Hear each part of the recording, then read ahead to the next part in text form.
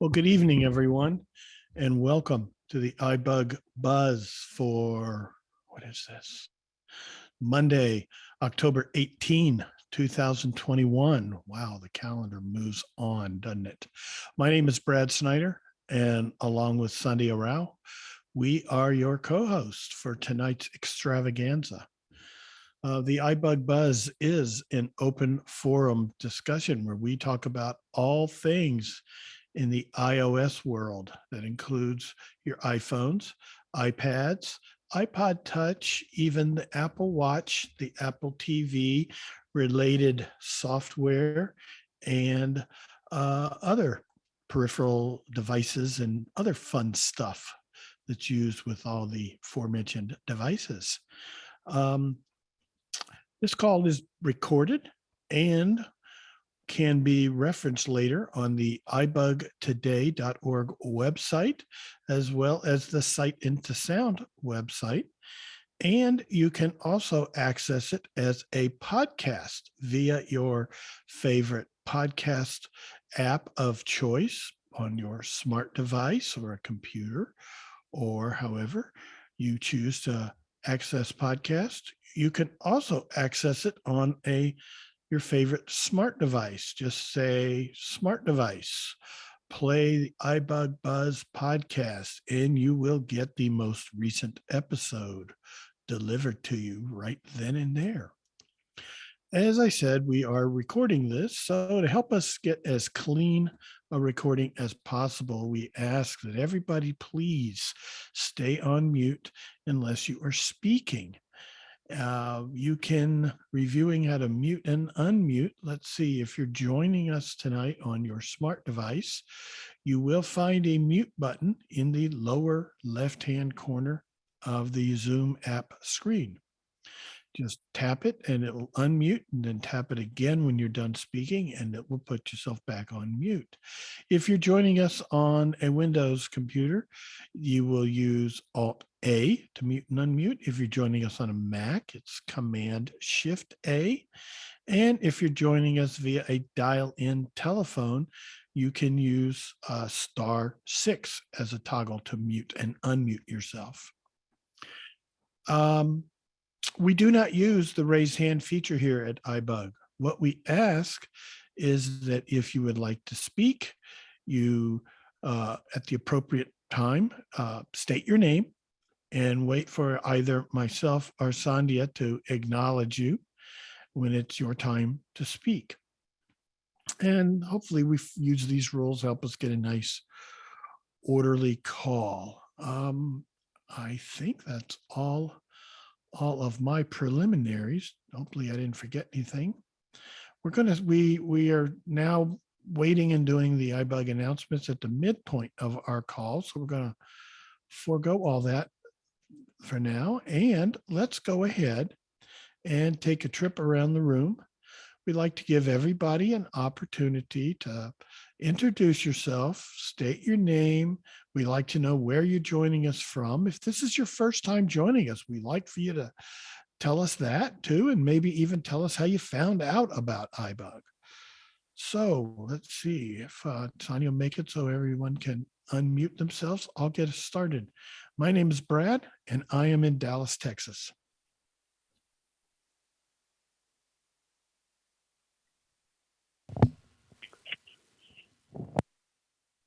This is Sandhya from Houston.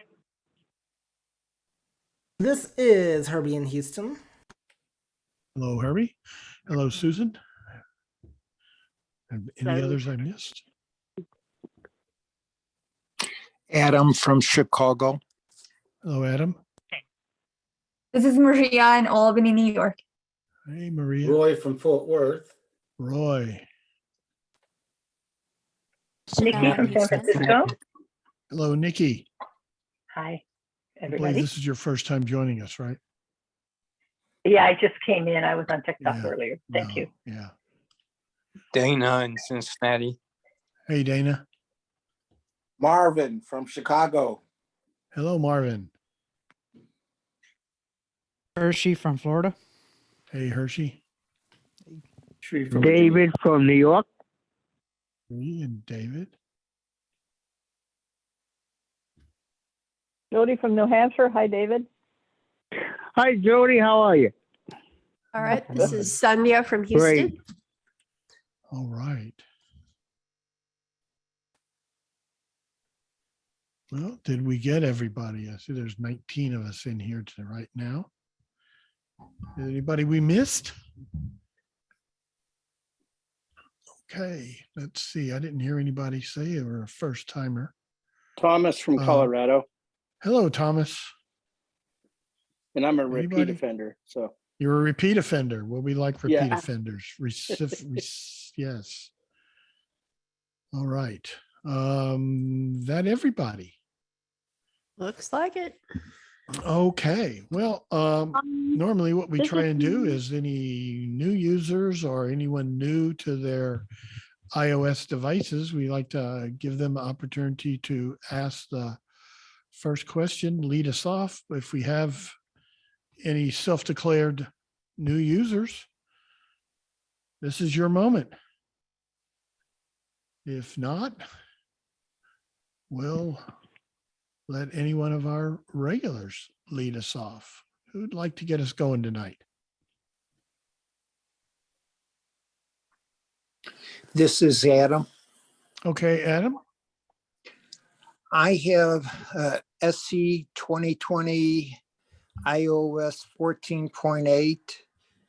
And my issue is when I go to open up an app, I will sometimes hear edit. So obviously I'm doing something wrong with the finger gesture. And I guess I would like to know, what is the finger gesture to edit an app? And is that close to the same finger gesture for opening an app? Thank you. Who'd like to help Adam out? This is Who's Nancy. going? Nancy, go Oops, sorry. ahead. Okay, Go can ahead, you hear me Nancy. now? Okay. Yeah, we hear you. All right. Hi, Adam. So it depends on what app you're in. I mean, edit, you could be moving the app to a folder or something like that. But if you're just double tapping on the app, then if you put your finger, after you open it, if you put your finger in the middle of the screen to bring the focus back away from the edit, then you should be okay. And you should be able to get around in the app. This is Maria. See, hang on. I think I heard Shri and then Maria. no, I'll let Maria go first. Okay, Maria. Oh, that's kind. Thank you. Ladies first. Thank you. And hi, Adam. Great to have you on this call. Adam is my mentee. I wonder if what you might be doing is inadvertently. So there is this thing that we'll talk about called the rotor that allows you to change different settings and navigate by different elements. And when you're looking to open apps, there's a setting on the rotor called actions, which becomes selected, and that allows you to do different things, such as either open it or go into editing mode. Editing mode meaning that you could move apps and delete apps and such. So I wonder if sometimes when you're trying to double tap to activate, if the somehow iOS is interpreting it as you're like swiping down with one finger, and so it's telling you edit mode. If that is the case, you'll just want to swipe up with one finger, and you should hear VoiceOver say activate default, because that's the default action, and then you should just be able to double tap to open the app. And as long as you're once VoiceOver is focused on a particular app on the screen, you shouldn't need to double tap exactly where that app is located. You should be able to, double tap anywhere on the screen to open it. So I guess that would be if I'm understanding you correctly, that it's edit mode. You'd want to flick up, meaning swipe up with one finger to get to the activate default action, and then you should be able to double tap. All right. Thank you, Maria. Shri. I think Maria explained it. She covered it. All right. Yes, she did. Thank you, Maria. Thank you, Sri. Does that help you out there, Adam? Yes, thank you very much. Here, I thought I had no finesse with my fingers. Yeah, I think it's just an iOS doing funny things. Okay. Who'd like to go next? Jody? Susan? I'm sorry. Who did I Go hear? I ahead, heard Susan. Susan? Susan. Hello, Susan. What you got? Good evening, everybody. All right, quick question. I cannot, and I'm going to make a note on this, I cannot remember how to find, to make sure the headphone is on my iPhone. I have an iPhone 13 and I have a brand new, well, I used the old-fashioned word headset, Max, Beats. I guess the new term is AirPod Max headphones? yeah, but I use the word Okay. headphones. So how do I, where do I go to turn on the microphone, or at least to make sure it's turned on? In settings, I know it's in settings, but I can't You're talking remember about when where. you're using Zoom. No, anywhere. Anywhere. Okay. Who'd like to help Susan out with well, her- let's try Zoom for tonight. Okay. Yeah, because I think once the microphone is on its own, I would assume it would work on Clubhouse Yeah. too. I think so. Anybody want to help out Susan? Or I can. Susan, I think if you, iPhone is nice and simple. If you just go into your Bluetooth, go to settings, then Bluetooth, and make sure that device is connected. Right. I did And that. as long as you hear your voiceover talking to you through the headphones, your microphone should be connected by default. Especially if you have used Zoom before, or Clubhouse before, those on the iOS world, Apple, the iPhone is going to ask you for permission for the app to access your microphone, but that's not what you're asking. If you go into your settings and Bluetooth and make sure you've connected that device, whatever the name of your headphones, was it, I can't remember which one. Did you say you had AirPod Max or was it Beats? Max. I can't remember. Yeah, Beats. Beats. Okay. Okay. Yeah, Max. Okay. Too, yeah. Well, if you go in there and you connect to them, the mic, both the sound and the microphone should just work. Yeah, Provided it goes you're in and unmuted out. as well. It does, huh? Yeah. Yeah, I just noticed it a little while ago. So do you think it would help if I went into Clubhouse and turn off the mic? Again, I can't remember if it's in there or only in settings. No. Well, each individual app, there's a way to mute and unmute yourself. But even before you open the app, if you just go, you put the headphones on, make sure they're connected through going to settings and then Bluetooth. And a lot of these will just automatically connect. If you've used them with the device, they should automatically connect. But if you've used them with another device, you may need to go to your Bluetooth settings and select the device from the list and make sure it's connected. Oh, yeah. All the way to the bottom. Well, whatever. you would just want to open the Bluetooth settings and you have a list of I got 4 or 5 devices that are connected on Bluetooth to my iPhone. Find the one, like my AirPod Max or whatever device it is, make sure it's connected. Right. And make sure I can hear voiceover through the headphones and I know I am connected. And then I can close settings and then I can go to Zoom or Clubhouse or whatever, listen to music or whatever I want to do. And if I can hear, then that microphone should automatically work if I'm unmuted. Okay. Okay. All right. Thank you very much. You've been a big You're help. welcome. I appreciate it.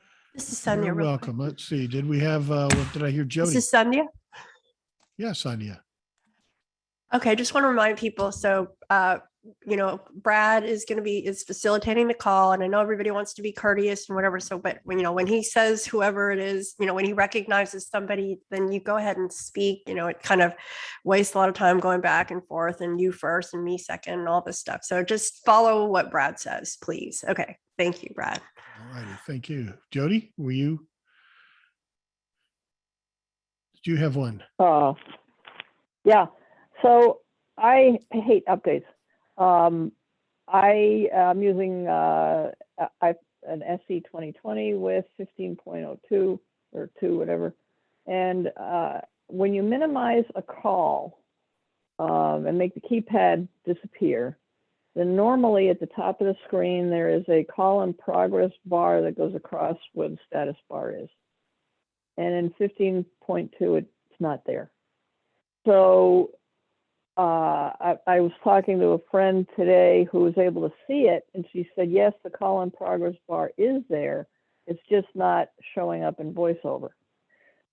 So what you can do as a workaround for that is you can go to the app switcher and bring the phone up that way, or you can turn VoiceOver off and tap up near the status bar, and that will bring the keypad back in place. And I have already sent an email off to Apple Accessibility, trying to tell them of the problem with that call in progress bar not showing up with VoiceOver. And then I've got another one that I was going to mention, but I can wait if you want me to. Oh, go ahead now. Okay, the second problem that everybody might have already discovered is if you try to go to Amazon on their app, and again, I hate updates. You can search for a product just fine. You can look at the list of the products that you're looking for. But the minute you tap on a product to go review, VoiceOver will not work during the product description part, and it's just not there. So the workaround for that I found is if you go to Safari and go to Amazon.com and do all your searches there. Of course, you've got to log into your account in order to look at their products and everything. Of course, you can do the same thing at Amazon.com. But meanwhile, their app doesn't work. And I also called Amazon support to tell them that VoiceOver isn't working on their app anymore either.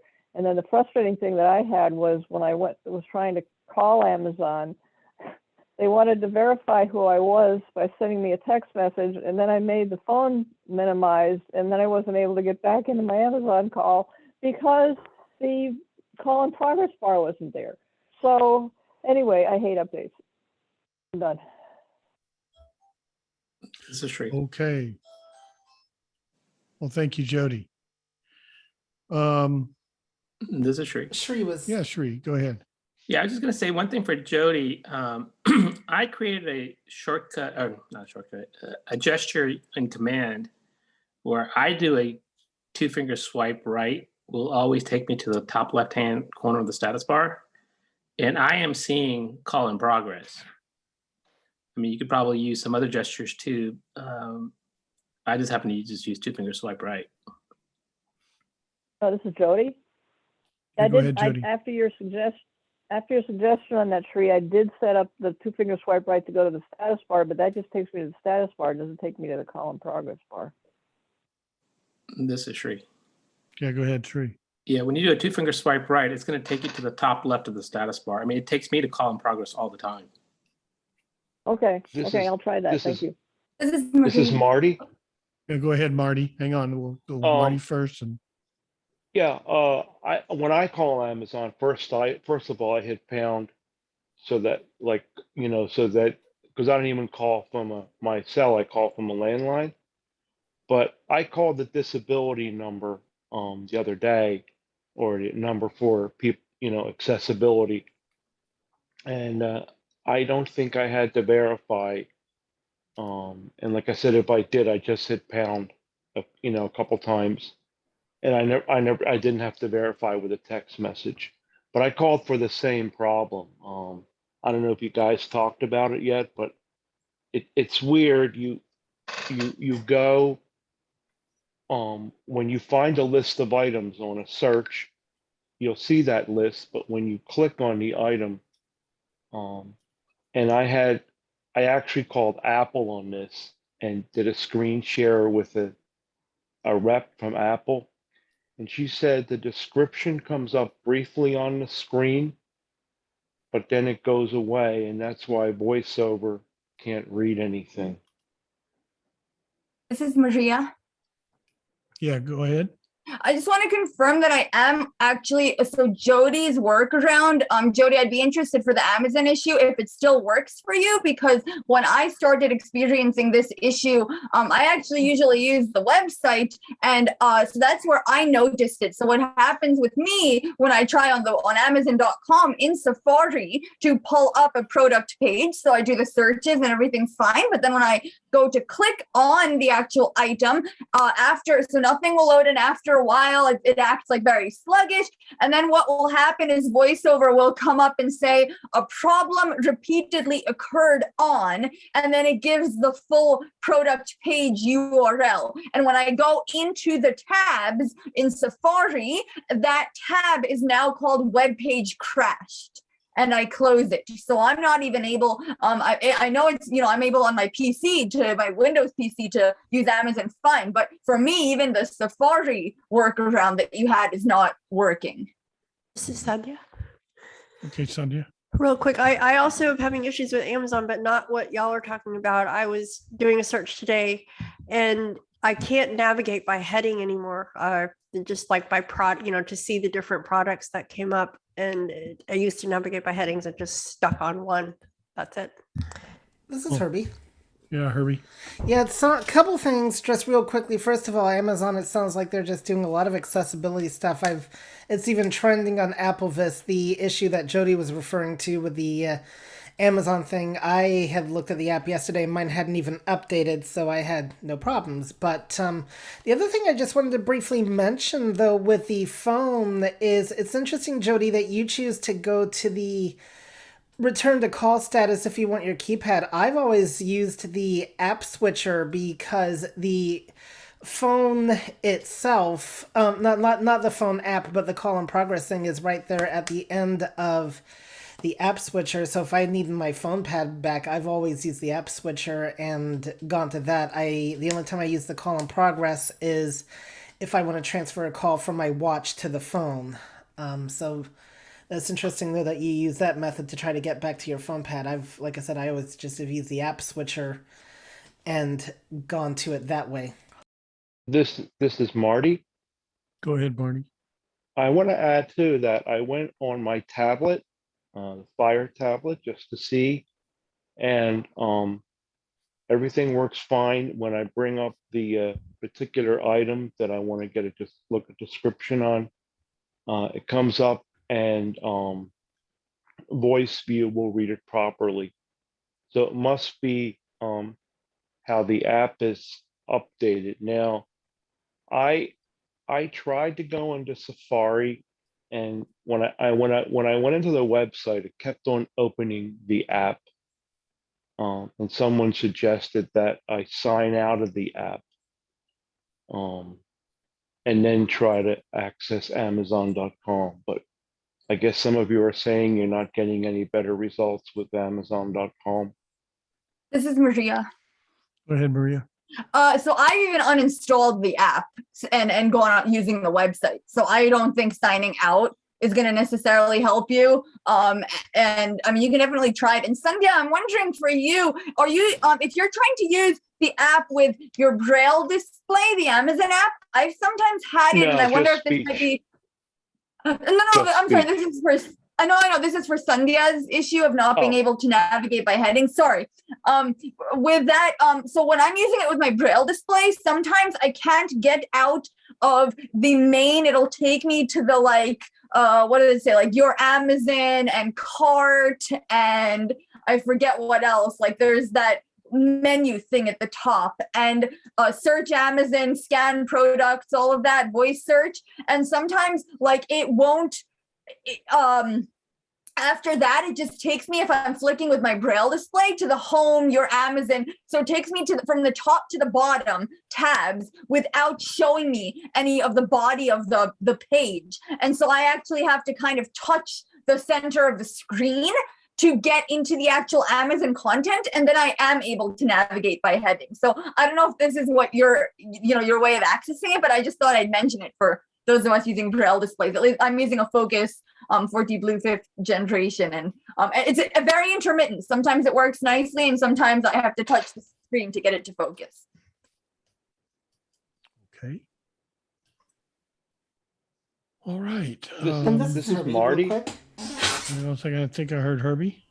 So just real quick, in the Amazon app, I'm able to navigate by heading just fine. I don't know if it helps that I have a custom gesture for heading navigation, but now if I click on an item, I'm definitely having the issue where you can't do anything with it, like add it to cart or whatnot. So, but I am able to do heading navigation in the app. So, Okay. Thank you, Marty.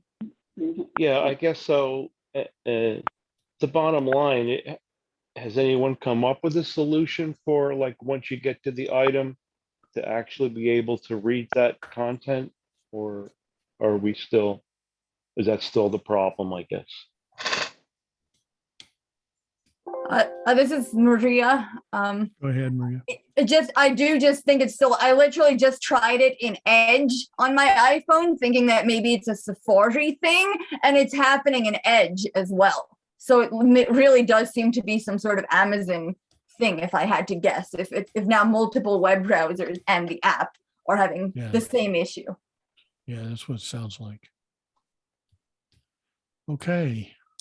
Well, I guess we just have to wait for we can always call Amazon's disability, let them know about these issues and be a squeaky wheel, and hopefully we'll bombard them. This is Jody. with, yeah, and they'll get it fixed. Go ahead, Jody. I was just going to say, after I talked to them on the phone, I got the survey, you know, to give feedback on their customer service, and that didn't work.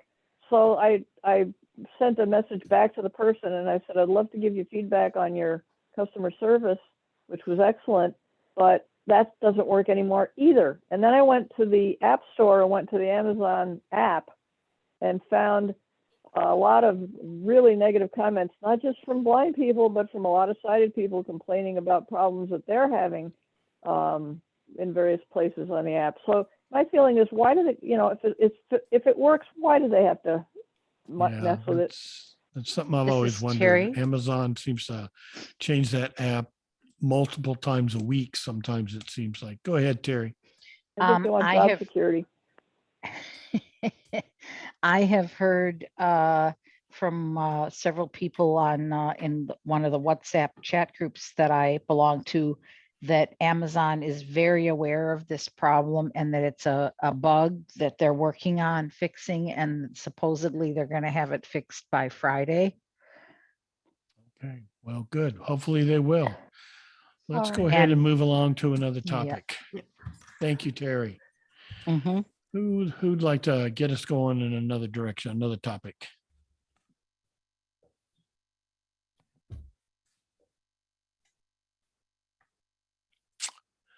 Maybe one of our new users has a question. Nancy Stevens, Brad. This is Nancy. Can you hear me? Yes, Nancy. Oh, there we go. I couldn't get my space bar to work. That's okay.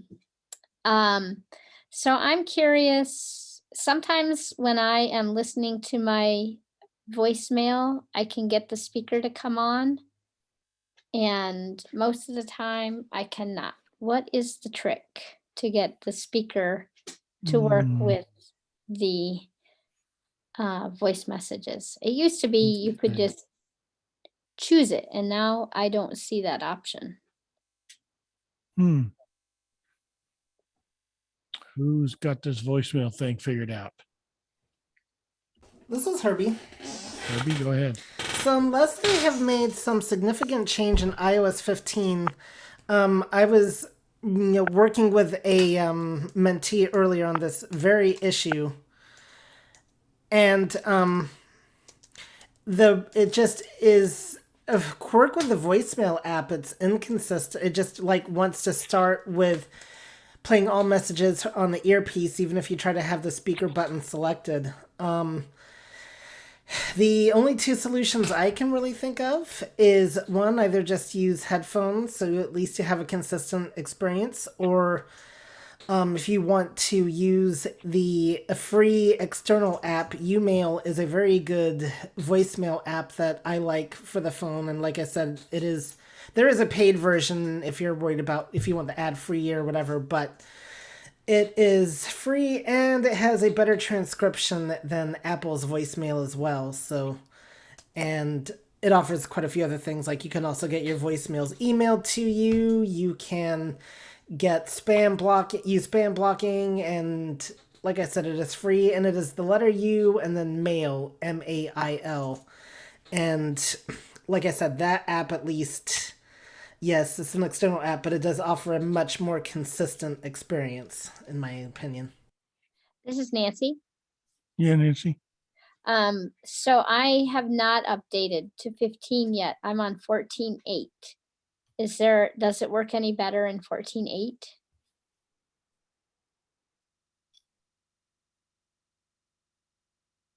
Are you asking Nancy? I Are was you asking Herbie. Yeah, I was asking Herbie?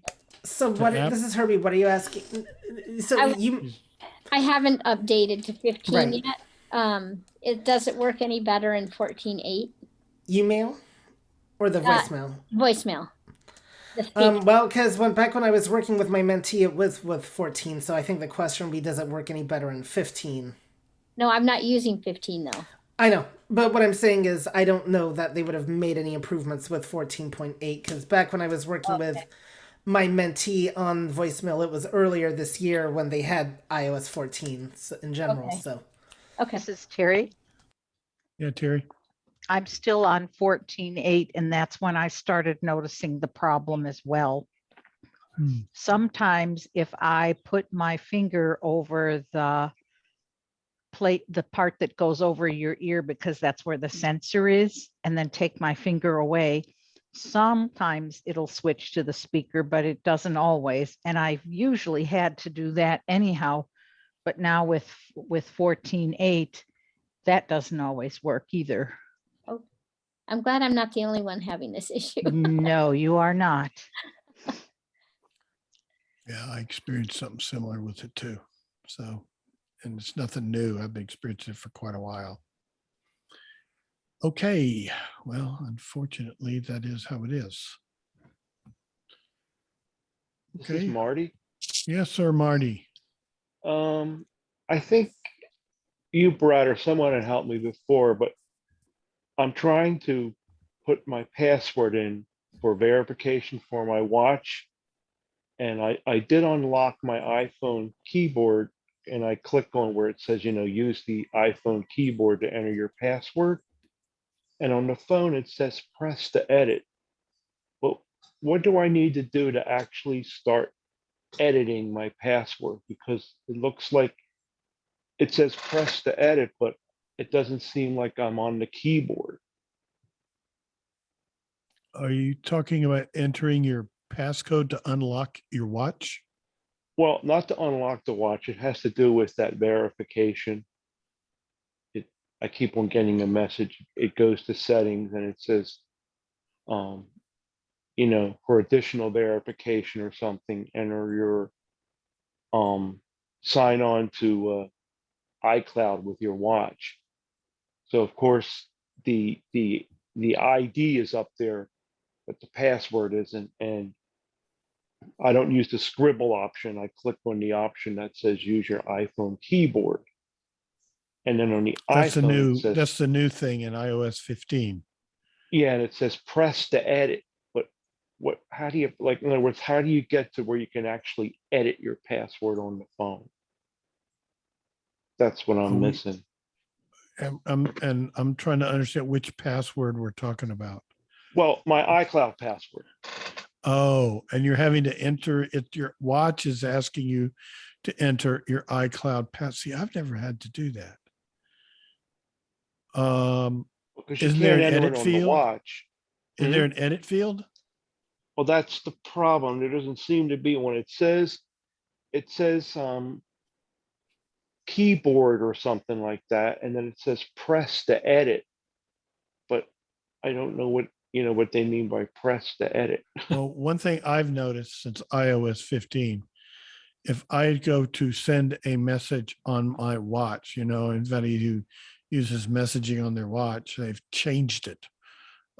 It's different since watch OS 8 and iOS 15. And if Okay. my iPhone is unlocked, I've Right, my noticed phone's a unlocked.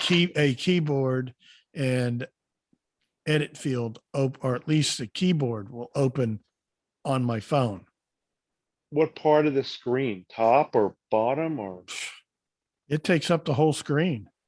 Oh, And okay. to me, I have a little bit of vision. So what I see is it looks just like I'm in the Messages app, and the keyboard opens. It's at the bottom of the screen. The entire area above the keyboard is blank, as if it was a Messages app with no messages in the conversation. Okay. And I've never used it because usually what I'm doing on my watch is dictating.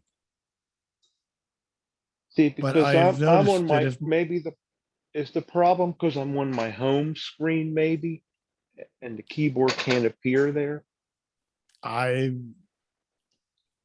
whenever it's happened on me, I'm usually in another app, whereas I'm listening to something, and my phone is just unlocked. Perhaps I'm on Clubhouse or another app. I use the NASCAR app when I'm watching the race because I listen to the scanner traffic, and it will Okay. stay unlocked unless I lock, hit the side button and lock Right. the phone. So the Yeah. phone's sitting there on the table unlocked, and I'll be messaging back and forth with a friend of mine who's watching the race too. And he'll send me a text message and I go to reply and I'm going to dictate. And as soon as I double tap on that edit field, that keyboard opens on the phone. And I usually just reach over and hit the lock button on the phone because I don't want to fool with that thing. But I need to probably should spend some time and mess with it. But I have not been prompted to enter my iCloud password on my watch ever. I know I've heard of a lot of people who are, but I've never had to do it. This is Herbie. Yeah. Hang on, let's see what Thanks. Herbie's got. Go ahead, Herbie. So I had this problem with my Series 4 a long time ago, and I've never found a workaround. The only solutions I'd heard of at the time is if you knew how to do handwriting, you could enter it that way, which I do not. So that was not an option for me, and so it mostly worked, but the biggest problem was I couldn't use my phone to unlock the watch.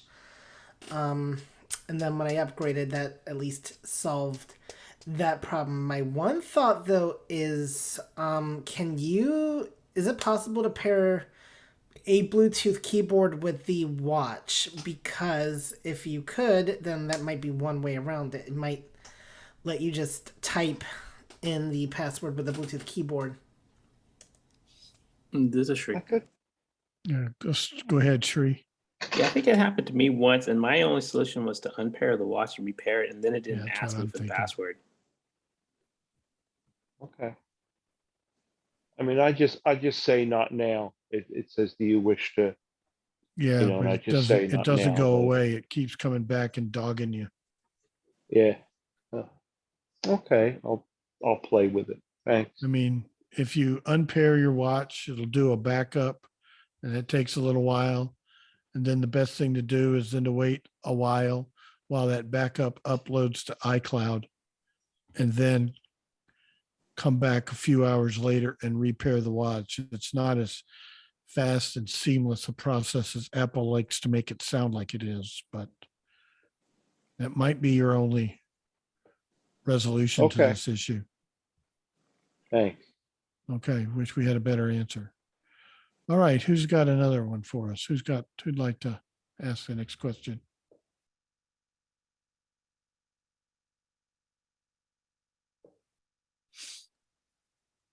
Dana. Dana. Yes, sir.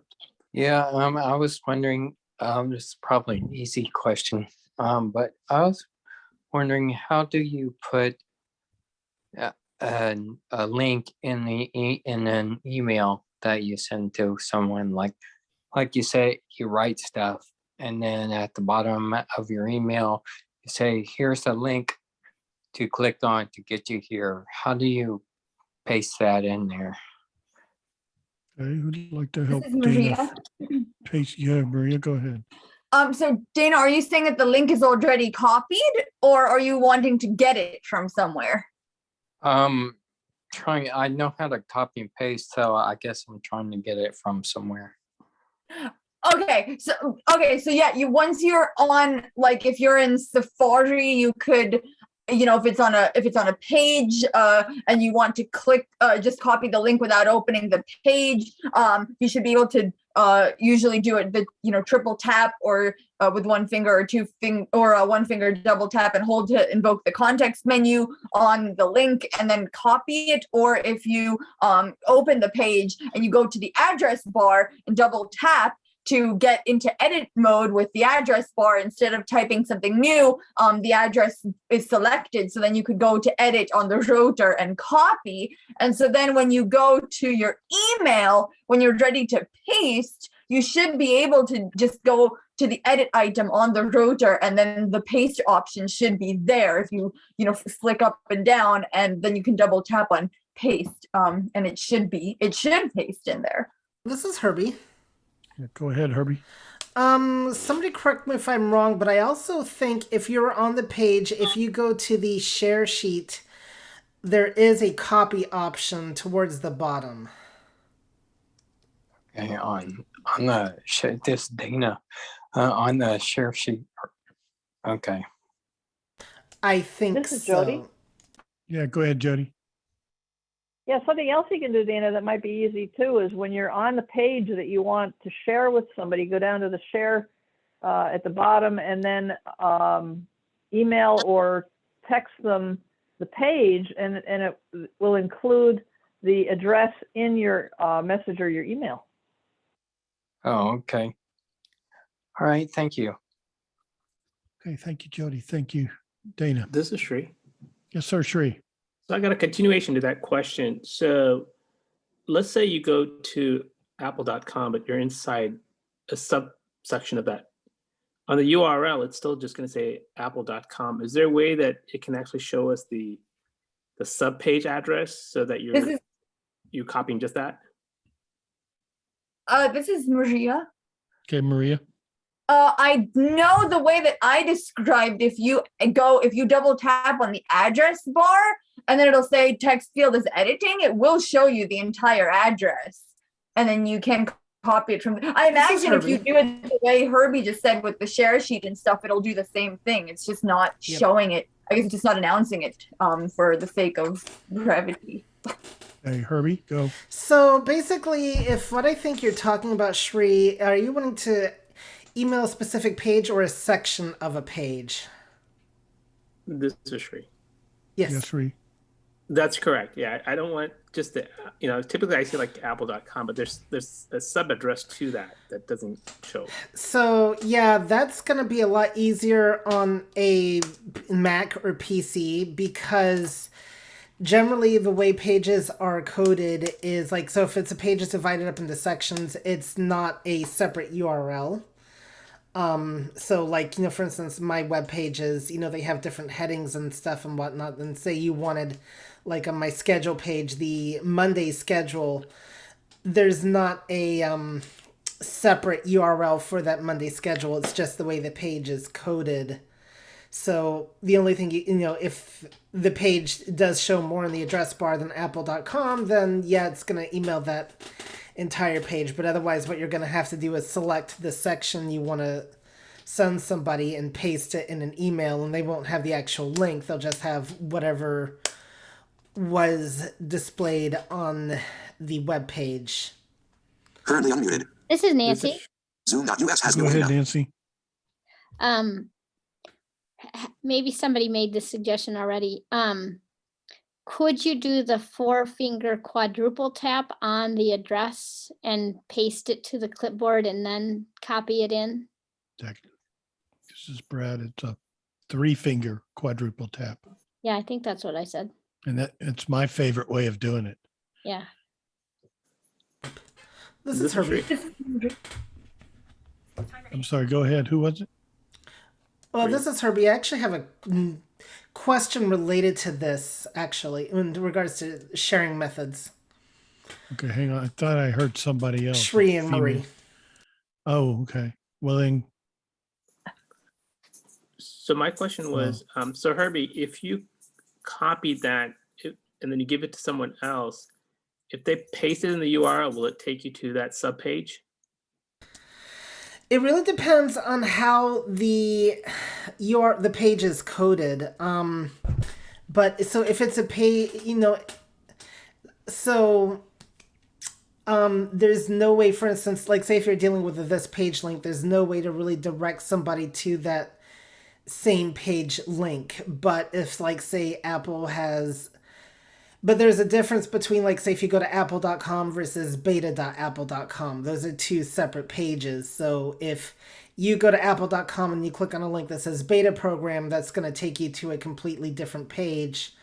But if they had just a heading that says beta program, and that's not going to be a separate page, that's just going to be part of the main page.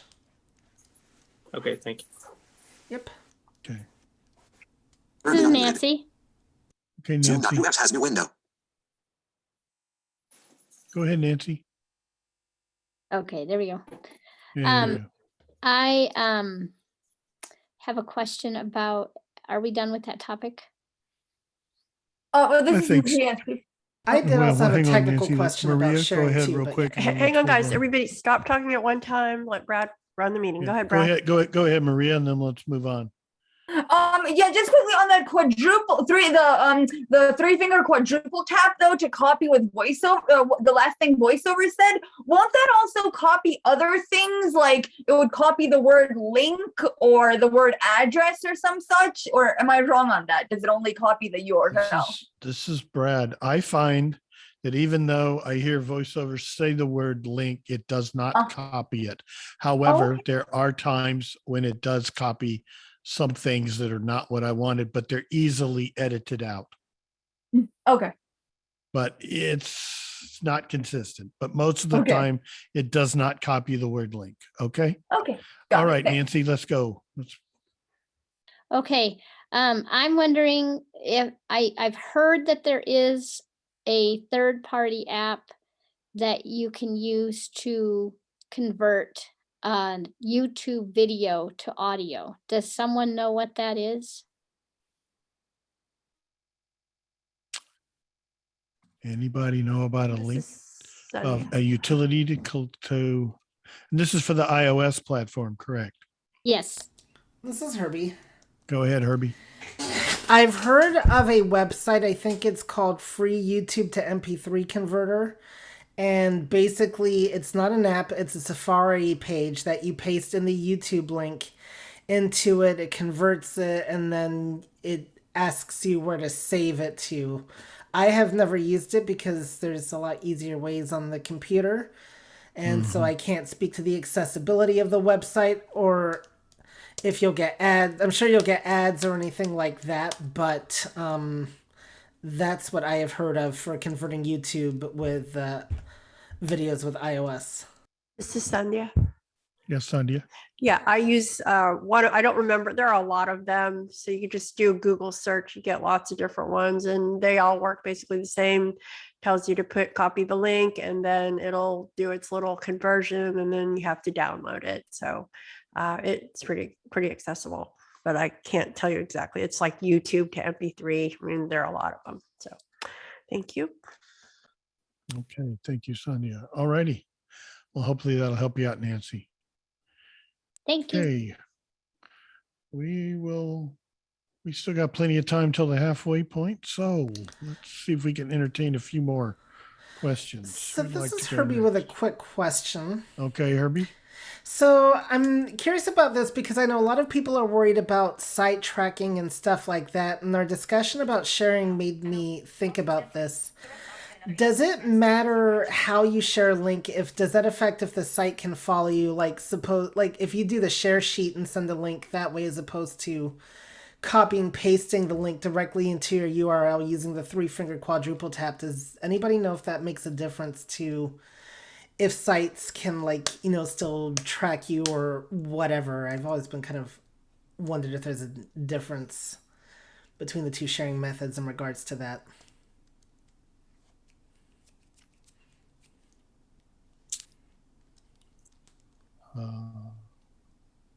I'm at a loss. Anybody?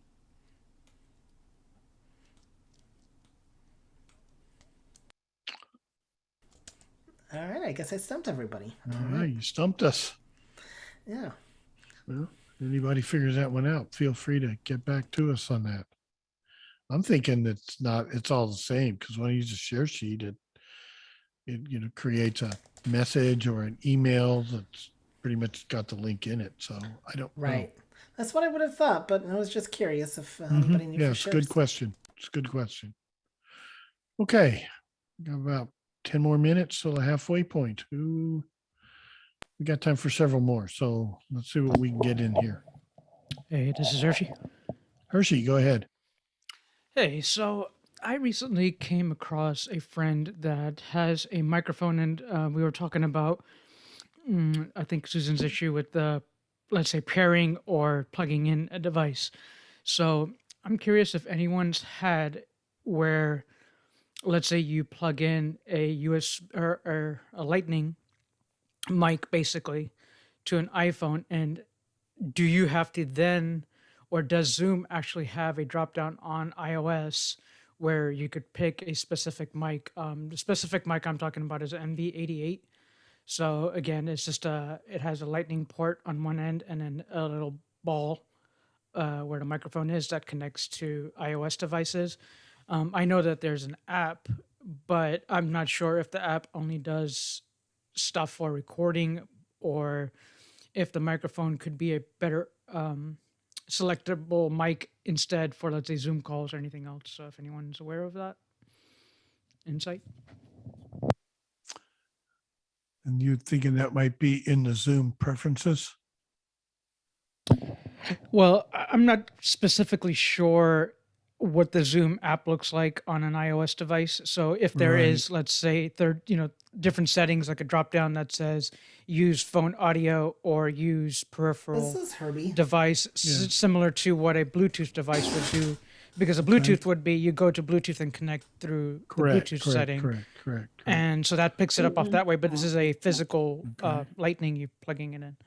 I think Herbie's got something that may enlighten us. I'm going to say, just from my experience with Lightning things, no. I've definitely seen options where you can change the audio output, whether it's Bluetooth or, plug and play or whatever. But on iOS, I have never seen a way to adjust the mic that you're using. And whether it's Zoom or even other apps that I can think, it just defaults to, I wonder if you could maybe adjust something in the privacy, but even then that just tells it to use the mic. But that is, unfortunately, with iOS specifically, I don't think that is possible. You have to, it defaults to whatever mic that it sees as the dominant mic. So if you have Bluetooth, then it's that, or if you have something plugged in, then it's that particular one instead. Okay. Mm-hmm. Yeah, go ahead, Susan. Yes. As for turning on the microphone earlier, I found out I didn't have to do it because I had to turn off my iPad. I had it next to me, and I didn't have to shut down, but just close it, hit the power button, and after that, then the headphones started working on my phone, and the microphone is built in. It's a very nice headphones. I'm pleased with it. So anyway, that's all I was needing to do. I just wanted to share that with you. And thank you again, Brad, for your suggestion too. That helped also.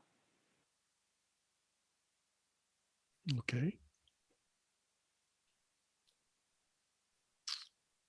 All right.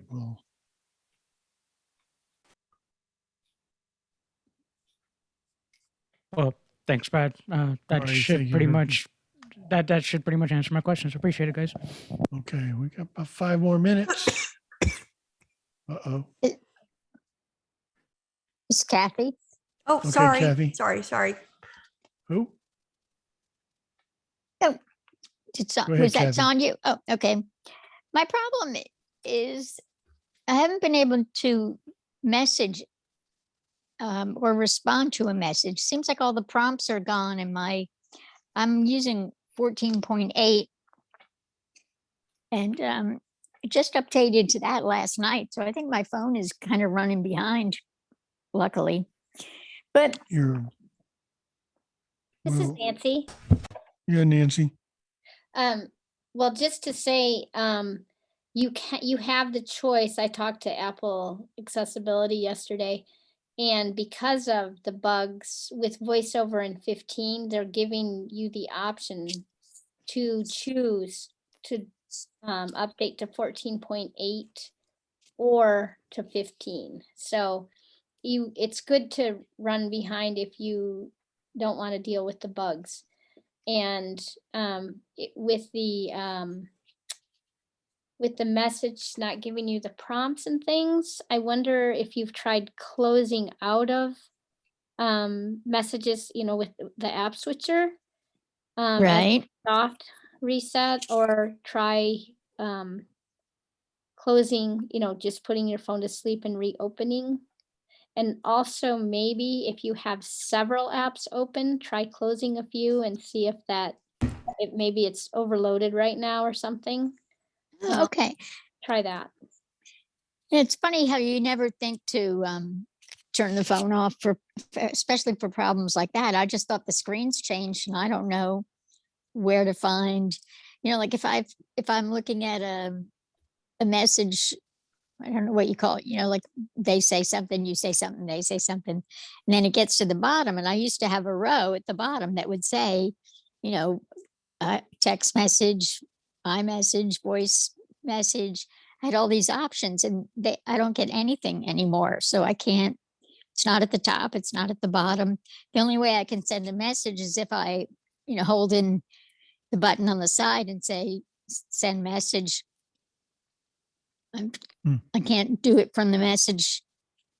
This is Nancy. Brad. Oh, go You ahead. don't find, this is Brad. You don't find an edit field down there at the bottom? No.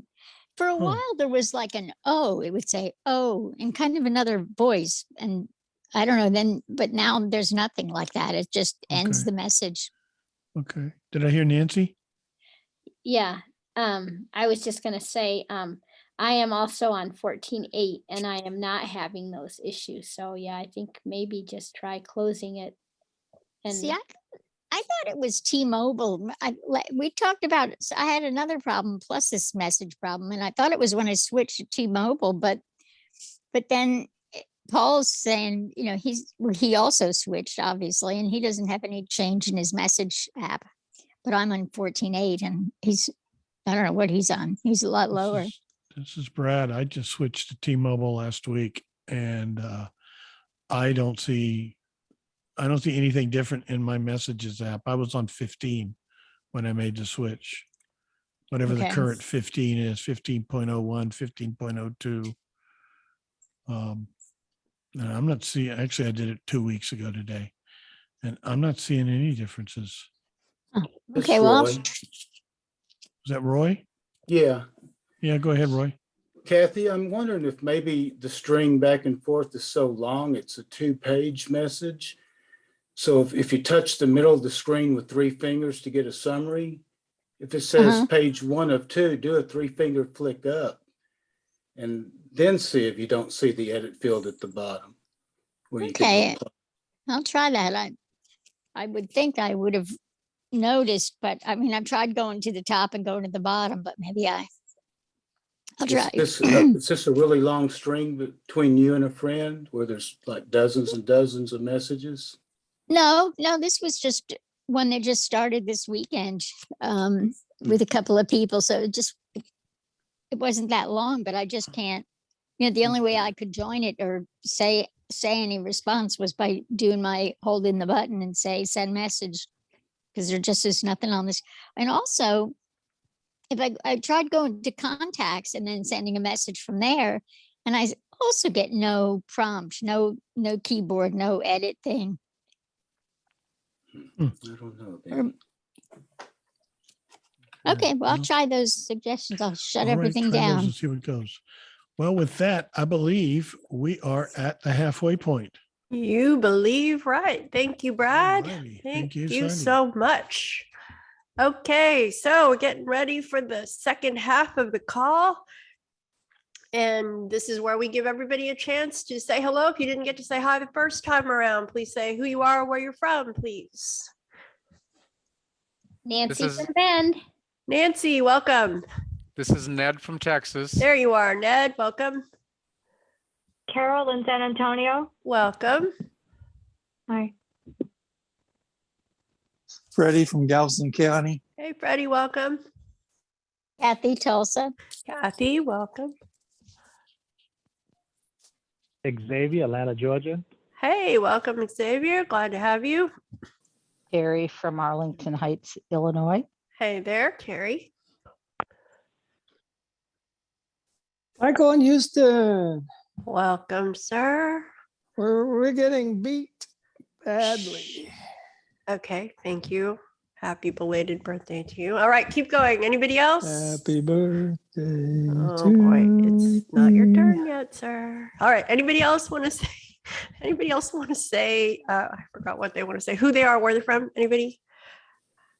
Okay, I think that's all for that. Thank you all. Okay, so real quick review of announcements. This week is a busy week for iBUG. We have something every day. So let's get ready. Tomorrow, Clubhouse, 5 to 6, iBUG Mini Buzz. We will be doing this same format for an hour on a different platform. But if you would like to have more questions, come visit us tomorrow at 5 p.m. Central. All times are Central. Then we have Wednesday, we have iBUG Android Insight. We will be talking about all things related to the Android, and the lovely host of that call is here today. Hershey, glad to have you. So come check that out on Zoom, on the same Zoom conference line from 7 to 8:30. Next, Thursday, we have iBUG Trekkie Talk. Oh, wait. We have Mac Buzz. See, I remembered. Third Wednesday, Clubhouse. Third Wednesday, we'll be doing Mac Buzz from 5 to 7.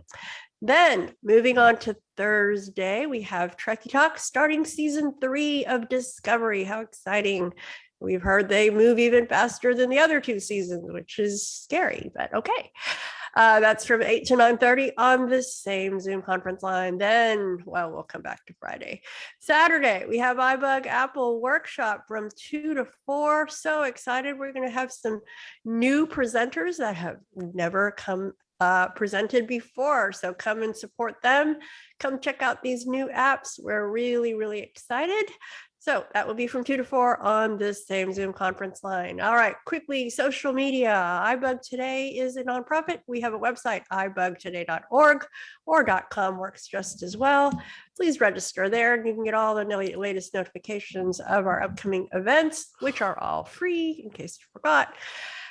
We have a mentoring program. If you'd like to mentor and help somebody with their iPhone, beginner user, if you'd like to be a helper and be a mentor, come and do that. Volunteer. It's a wonderful thing to do. And we have an application for that on our website under the training page. We also have, if you need help with your help with your iPhone, please fill out an application and we will match you up with one of our advanced users. They are awesome and we are so grateful to them for their help. And it's a lot of work, but they love what they're doing and we love them for doing it. Okay, what else? Facebook, we have other social media besides our website is the Facebook page, facebook.com/group/iBUG Today. That's where you can post all kinds of questions in between all of these training sessions that we have. You'll get not just one answer, you'll probably get lots of answers. So that's a great place. Twitter, our Twitter master, Herbie Allen, is tweeting out lots of good information about the Apple world, accessibility world, and where those two worlds intersect. Lots of good stuff. So come check that out. Follow us at iBUG Today. Let's see, we have a YouTube page. We're really excited about that. All of our podcasts are being uploaded there. So subscribe there, subscribe, and then you don't have to do anything. You'll just be told, hey, iBUG has got a new podcast. Come check it out. So if you miss one of these, any of our trainings, you can listen to it on YouTube and you'll be the first to know. Okay, so check out YouTube. Let's see, I think those are our, and then you can always visit, like I said, Clubhouse. You can follow us, follow our club, and then you'll get notifications of our upcoming events.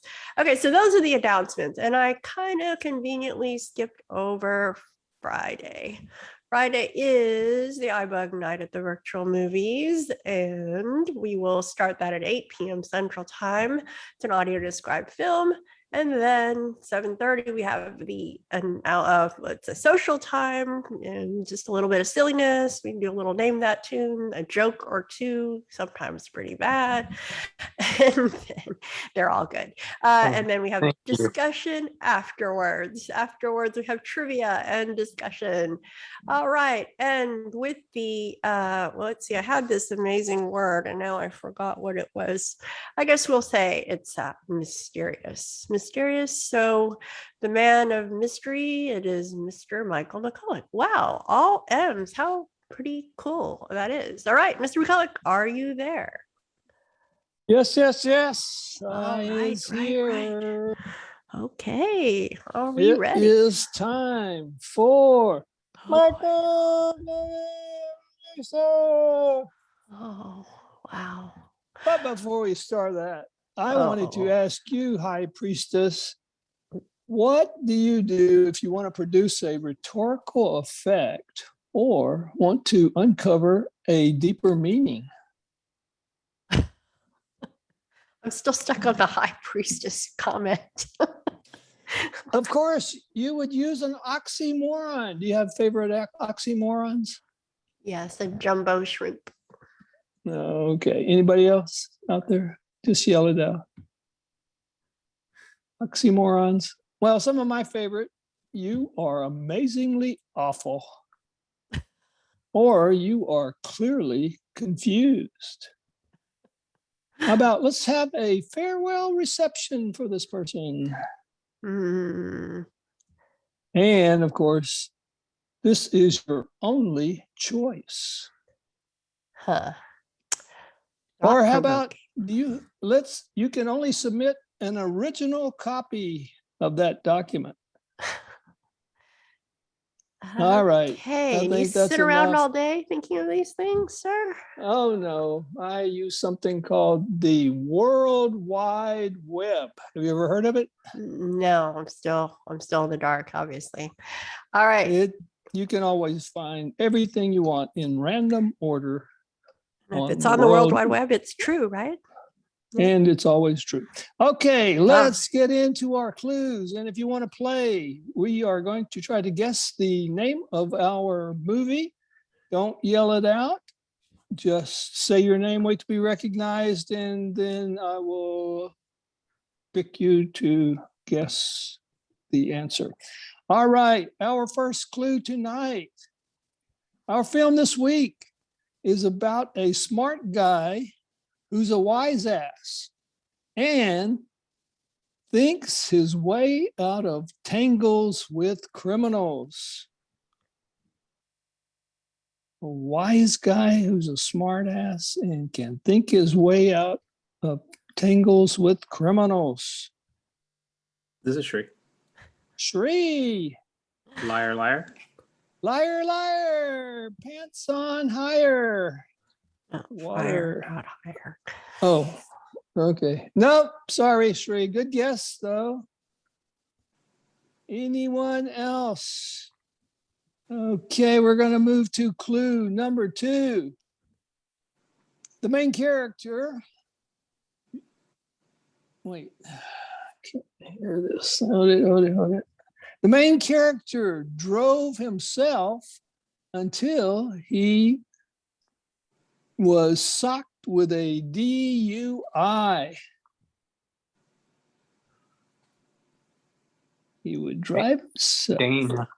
Mr. Dana, Joke Master.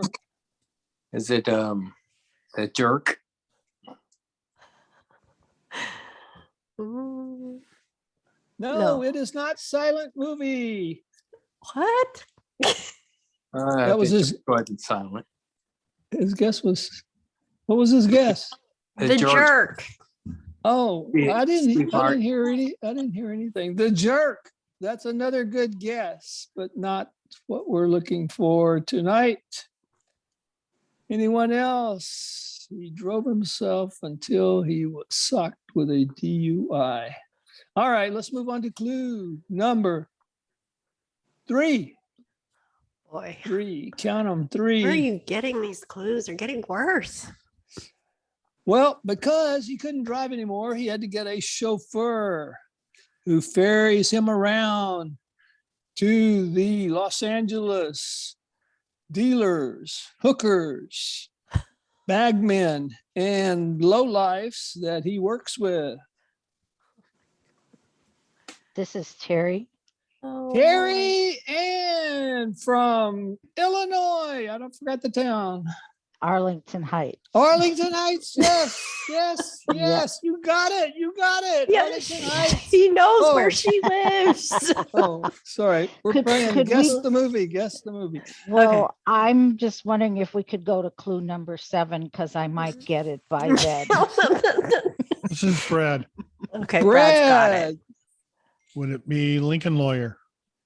It would be Lincoln Lawyer. Yes, yes, yes. Ding, ding, ding, ding, ding. Lincoln Lawyer. How about Put that? us out of our on misery here. Oh, clue thank you, number Brad. 3. Oh, Three, Brad. 3, clue 3. Oh, it was going to give it away on the next one anyway.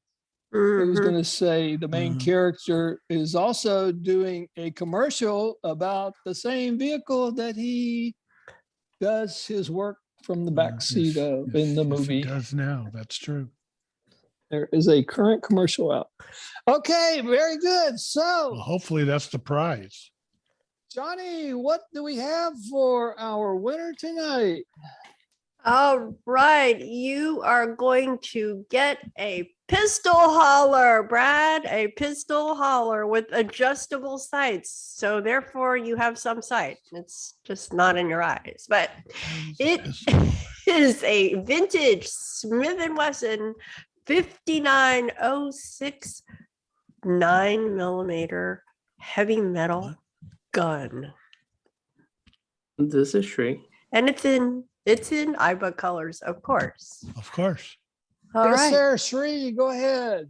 Did Sandhya just say an oxymoron there about the sight and blind?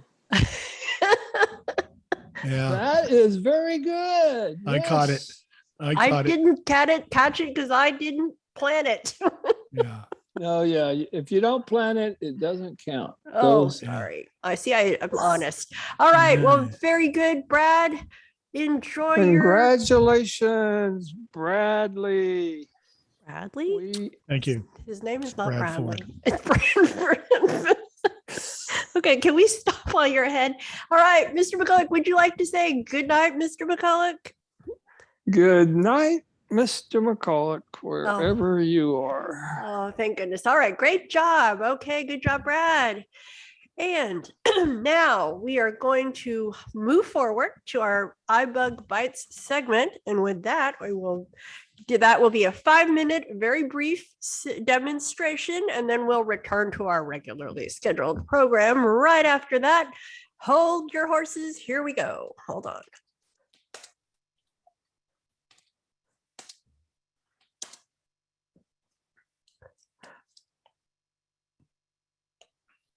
Bradford, are you there? Yes, ma'am. I'm here. I Thank think I'm you. going to start using that. It's pretty cool. Yeah, All right. We'll see. All right. Okay. So, all right, go for it. All right. Well, folks, for tonight's iBUG Buzz Bites or whatever we call this segment, you know, a lot of us who have watches, there's the ability, the Apple Watch has got lots of watch faces and you can customize them in all kinds of ways. I have lost track of how many watch faces there are. But once you get one all set up with watch complications and colors and all kinds of things that I can't see, they're a lot of fun. And you might say to your friend, hey, I have this watch face. I want to, you might like it too. And you can share a watch face with someone who has an Apple Watch. So it's a kind of a fun thing to do. So I thought I would show how to share a watch face. So I don't have a whole lot of watch faces, but I got a couple of them.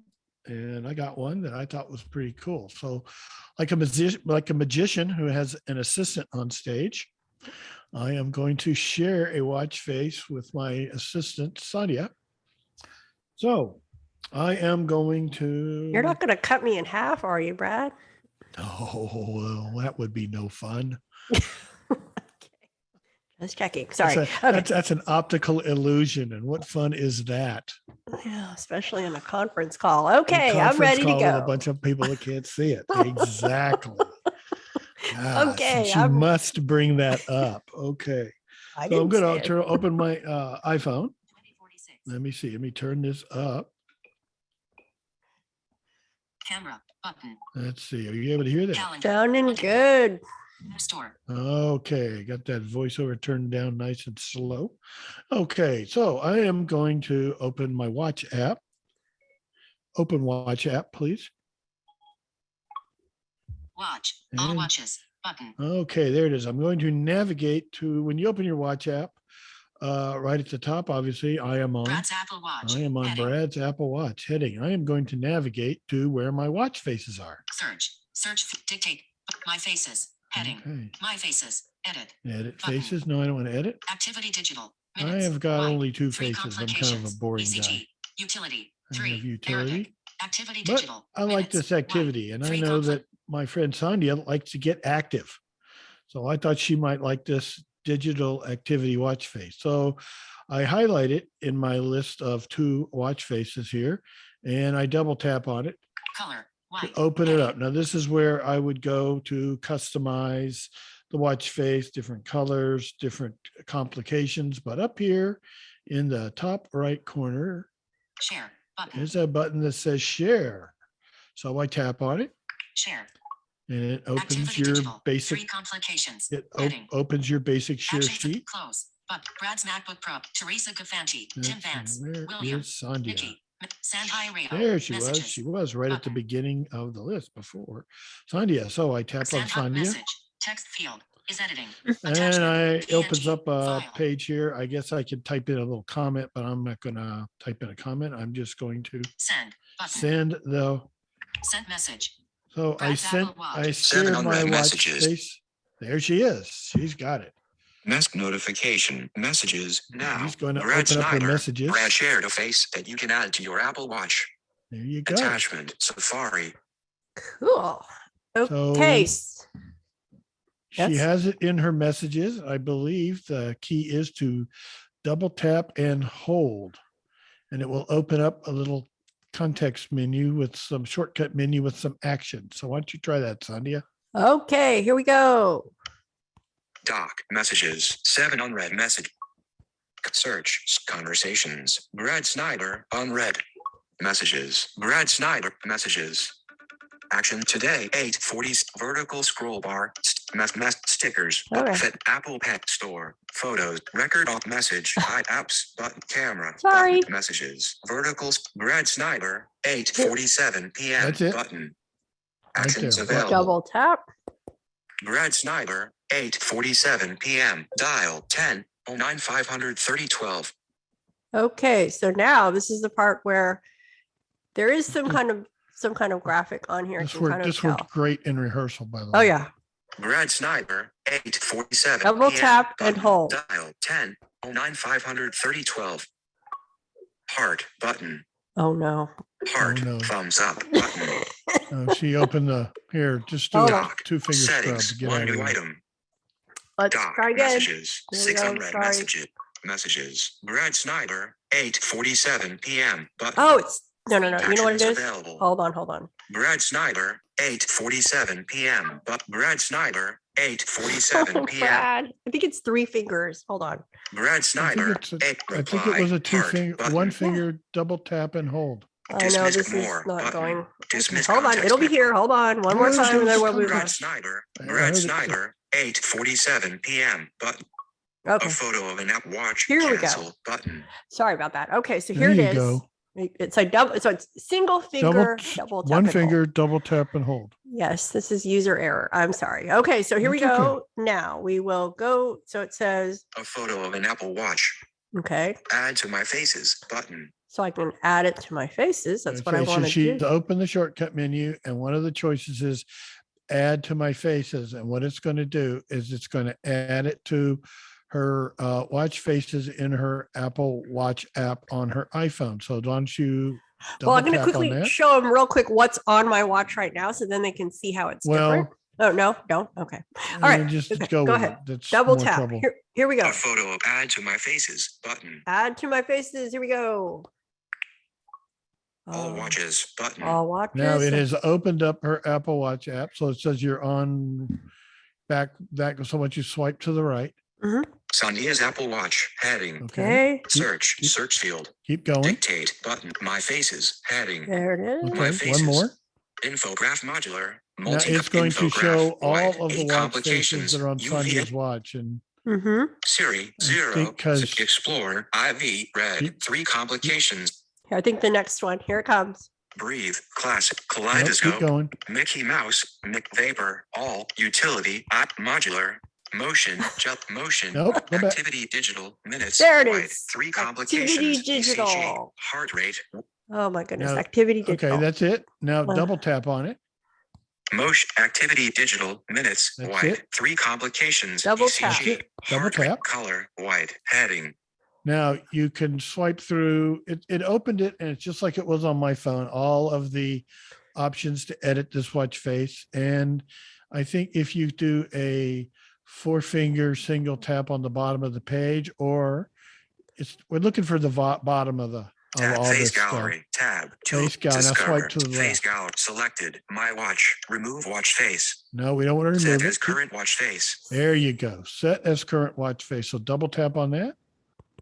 set as current watch face, And now when Sandhya goes to her Apple Watch, Okay. you will see that modular, my digital activity is the current 8:52 watch p.m. face. Moving 40 calories. 8:52 p.m. Moving 40 calories. Moving 16%. Exercising 1 minute.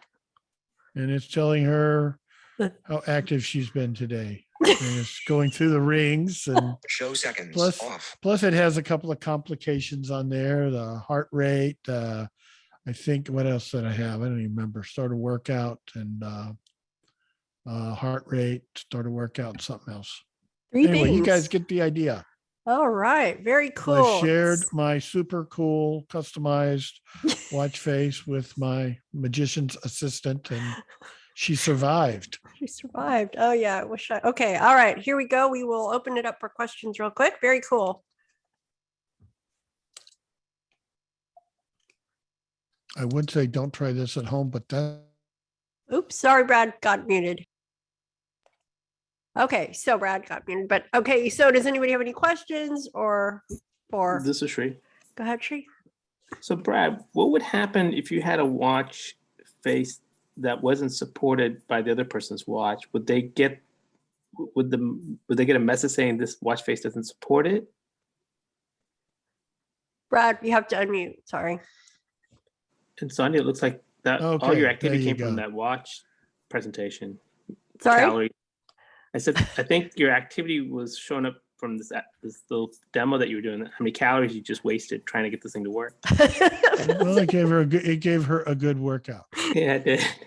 You know, I don't know. I would assume you need to be safe. I would assume you want to make sure that everybody's updated to the latest version of WatchOS and iOS. But I don't believe there've been a whole lot of changes in watch faces in the last year or two. But you never know. It is possible that you have a watch face that's not supported by an earlier version, but we weren't prepared for that one, Sri. I know. All right. Does anybody else have any questions for Brad? Not me. Okay. Everybody's just in awe how cool that was. Yeah. Mm-hmm. Yeah, I'm sure. Susan, go ahead. Susan. Yeah. Even Susan, though, you're coming in real low. Could you get closer or something? It's hard to hear you, Susan. all right, can you hear me now? Yeah, that's Yes, better. it's Thank better. you. Okay. I just don't have a big mouth. Okay, get closer because the recording isn't going to pick. Yeah. Okay, go ahead. Okay. Okay. I don't own a watch or anything, but I was just curious. Can you say, Sandhya, you wanted a picture of yourself on the watch? Is that possible? Or add any other kind of picture, something, like a photo of your mom and dad or your dogs or something? This is Brad. There are some watch faces that allow you to do that. Needless to say, because I can't really see my watch face, I have never investigated those kinds of watch faces, but there are some that allow you to have a background or something like that. So yes, This is you Terry. can put a picture from your picture gallery, I believe. Oh, and that's on those kind of watches y'all have, those It's on an Apple Watch. Yes. Apple Watches. Okay. Mhm. I was just curious. Thank you very much. Great question. Okay, then Terry Ann, go ahead.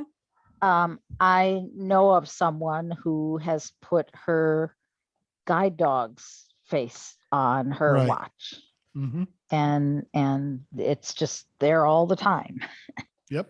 All right. Thank you. Okay. And one could argue that she did it accidentally on purpose. Or on purpose Okay. accidentally, Another yes. oxymoron. Oh my goodness. Look where we Alrighty. started. Okay. Anybody else? Anybody else with a question for Brad? How to share watch faces. Okay. All right. Thank you, Brad. Okay. Now we are Alrighty. moving Thank you, on. Sandhya. Your assistance was invaluable. Yeah, I'll try to do better. Detect a little sarcasm, but okay. Okay. She did great. Moving on. Next question. We're going back to our segments of question and answer. This is the time for anybody who didn't have a chance the first hour.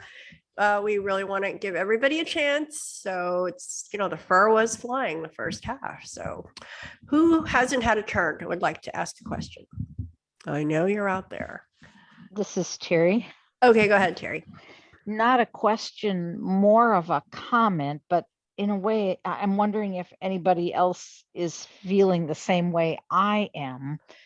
I'm noticing, and I haven't even updated to iOS 15. I'm still on 14.8.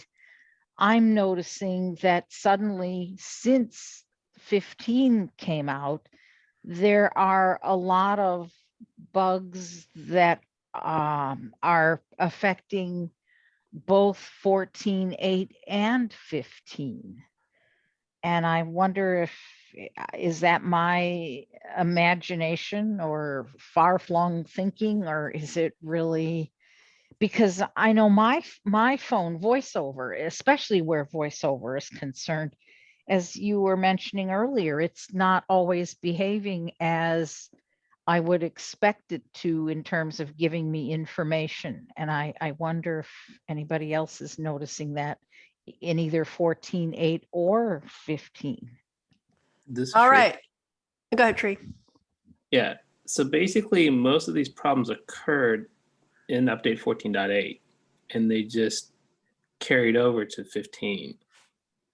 So that's probably why you're experiencing what you're experiencing. I still have one device here. I'm running 14.4 just so that I'm trying to avoid these problems that came about at 14.8. Okay, I hadn't quite thought about it that way. Yeah, that makes sense though. Right. Shri is making sense. Okay. Thank you, Shri. Is that an oxymoron? Yeah, I wasn't going to say that. Okay. Somebody else had a comment? Okay. Thank you, Shri. Oh, thank you, Terry Ann. All right. Next question. Anybody with a Brad. new question? Brad. Before we move on, I want to say I went through all of the 14 dot whatever sequence and then moved on to 15. And, compared to issues with earlier iOS updates from one major version to another. I have found 15 to be largely bug free. The only issues I've had were with things that have changed in 15, things that aren't really bugs, they're just things that are different that I've had to get used to. There was that one thing with the haptic vibration on empty areas, and that was something new. And once I figured it out, I didn't know what that was at first. And somebody on one of these iBUG calls pointed out how to fix that. And once I turned it off, that took care of that. But that wasn't a bug. That was a feature that Apple thought would be a good idea. Some people may like it. I didn't. But I've really not have a problem. So I'm sorry to hear that other people are experiencing issues. All right. Yeah, I think a lot of people are having issues. So hopefully we will get through them. Remember think back when we went through iOS 13 and we went through a lot of bugs there as well. So this too shall pass, right? Okay. Okay. Anybody else with a new question or new comment? This is Sri. I just want to make a comment. Yes, sir. So I was just going to say, one thing that I did notice with iOS 15 was I enabled the email, where it kind of, I don't know what the right word is, it kind of blocks your message and gives a fictitious email to the other end. Uh-huh. And so what has happened now for me is some other ends never get my email because I don't know if some mail server is thinking this is an invalid email. And so I've been working with Apple trying to figure this out, and they're seeing a problem with it now too. So it's creating an alias, and the other people are not recognizing the alias. So that's right. I don't even know if it's alias or if it's just whatever. It's like a fake. It's doing something. Okay. Well, thanks for pointing that out. That's too bad because that was designed to be a security feature. So let us know if you figure out a solution. Okay. Who else? Somebody new hasn't had a turn, wants to ask a question. This is your turn. Stopping all the traffic for you.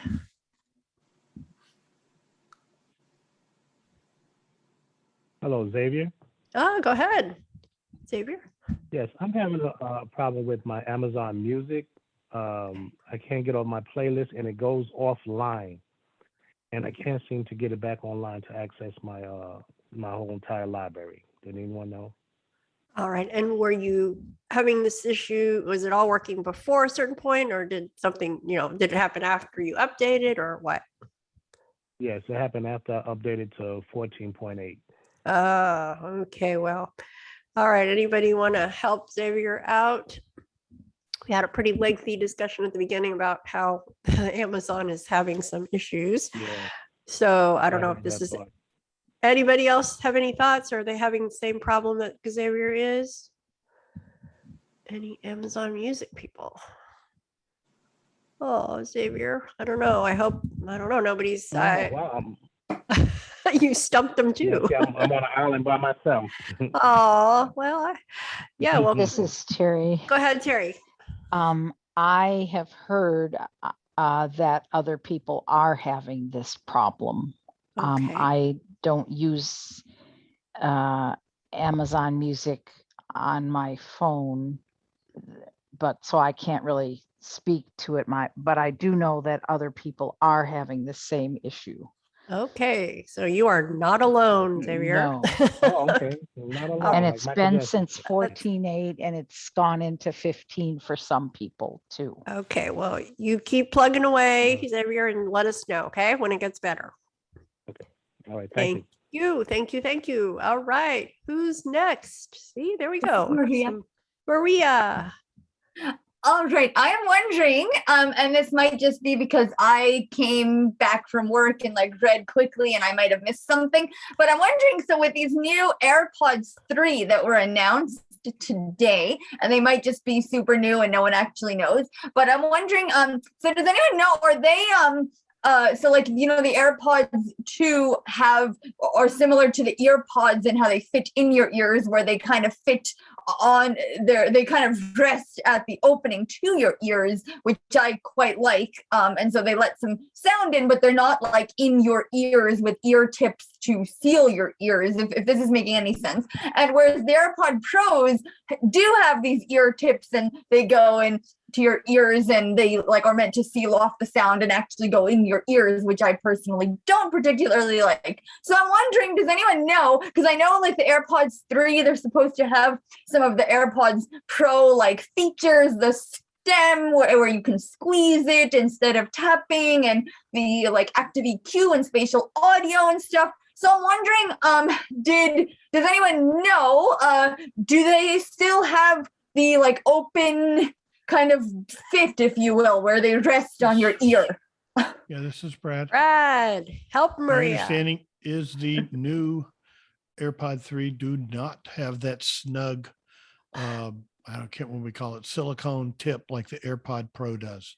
They fit more similarly to the original AirPods and the AirPod 2. Oh, good. I know it's such a subjective thing. I know. That's great. Great question. They And are available now, but you better order them quickly if you want to get them anytime soon. Yeah, they said delivery next week, and I think it's a $179 price tag, so a little above the two. Yeah, but the twos are now available for $119 if someone's interested. Right, and I understand that the new case, as the wireless charging, it also has MagSafe and some other cool new features. So, order them quickly if you want to see them anytime while the calendar still says 2021. Okay. All right. Herbie. Okay, go ahead, Herbie. So yeah, I think Brad is correct, though I've heard that it's kind of like the silicone tips, but it's not. So it may be like an in-between feel. But I'm just doing a lot of preliminary reading on this, and we'll know more as the weeks go on. There are some features, though, you do not get with the AirPods 3. It looks like you don't get like the noise canceling or transparency mode, for instance. But it sounds like you do get like 90 minutes more battery life. So, but I don't. It is kind of supposed to be more like the AirPods 2 and not as much like the AirPods Pro. It's kind of like an in-between is how I seem to understand it so far. All right, Herbie, thanks for that clarification. All right, go ahead. I believe the new AirPod 3 also includes a spatial audio as well. No ANC, active noise canceling, but they do have spatial audio. Okay, Maria, we will wait to hear your verdict on that one. And I know you'll use them in conjunction with 5 other devices. So that's right, to hear my nature sound. Okay, thank you. Okay, great question. Who's next? Somebody new, hasn't had a turn, wants to ask a question. Chris, welcome. Go ahead. Okay, this is a little bit of a comment and a question. I have sheepishly been reading the Mentor manual. It's quite the yarn. And sure, there's lots of good stuff in there. Wait till you get to the end. It's really good. Yeah, don't tell me the ending. Okay. The surprising ending. Okay. Yeah. So there's lots of little tasty morsels in there, and so like 1 or 2 things, and maybe you guys all knew this. Like for instance, the page indicator on the bottom of the home screens, the page indicator, 1 out of 2, 2 out of 2, 3 out of 3, 2 out of A, 3 out of A for the page indicator. The home screen, yeah, the home screen page indicator. Instead of just flicking up or down on it, did you know that you can double tap on it to switch pages too? No. Yeah, I know. All right, go ahead, Sri. No, I'll wait till she's finished. Okay, yeah. All right, go ahead, Sri. Go ahead, Chris. And just briefly, and then for like the rotor, there's another gesture for the rotor. It's not just the turning the dial kind of thing. You can put 2 fingers on the screen in opposite directions and flick, and it rotors counter clockwise and then clockwise. It's the same. It's the same rotor features, but it's a different gesture. Yes, That Yeah. I've heard a long time ago, but I think Mr. McCullough Yeah. told us that. But yo, very good. You're reading the book. Okay. and then quickly, and then all for and Brad had mentioned this, the control center, and they have the context menus that single finger triple tap for some of the control center items, but you can do that for. You can. Oop, There's a of course, context you're menu kind of for coming in and out. basically Say that every again. app, and Say that and then again one more time. You're there's if you triple tap with if you one finger triple tap. Can you hear me? yes. If you one finger triple tap on any app, it brings up a context menu, and in there you can share it, you can remove it. It's kind of like a little mini widget. It shows you what you did previously in that app. So the only ones you can't share are the Apple native apps, but that's just a quick little for every app. Okay. Wow. Well, thank you for sharing your insight. Very good. And did you say you had a question as well?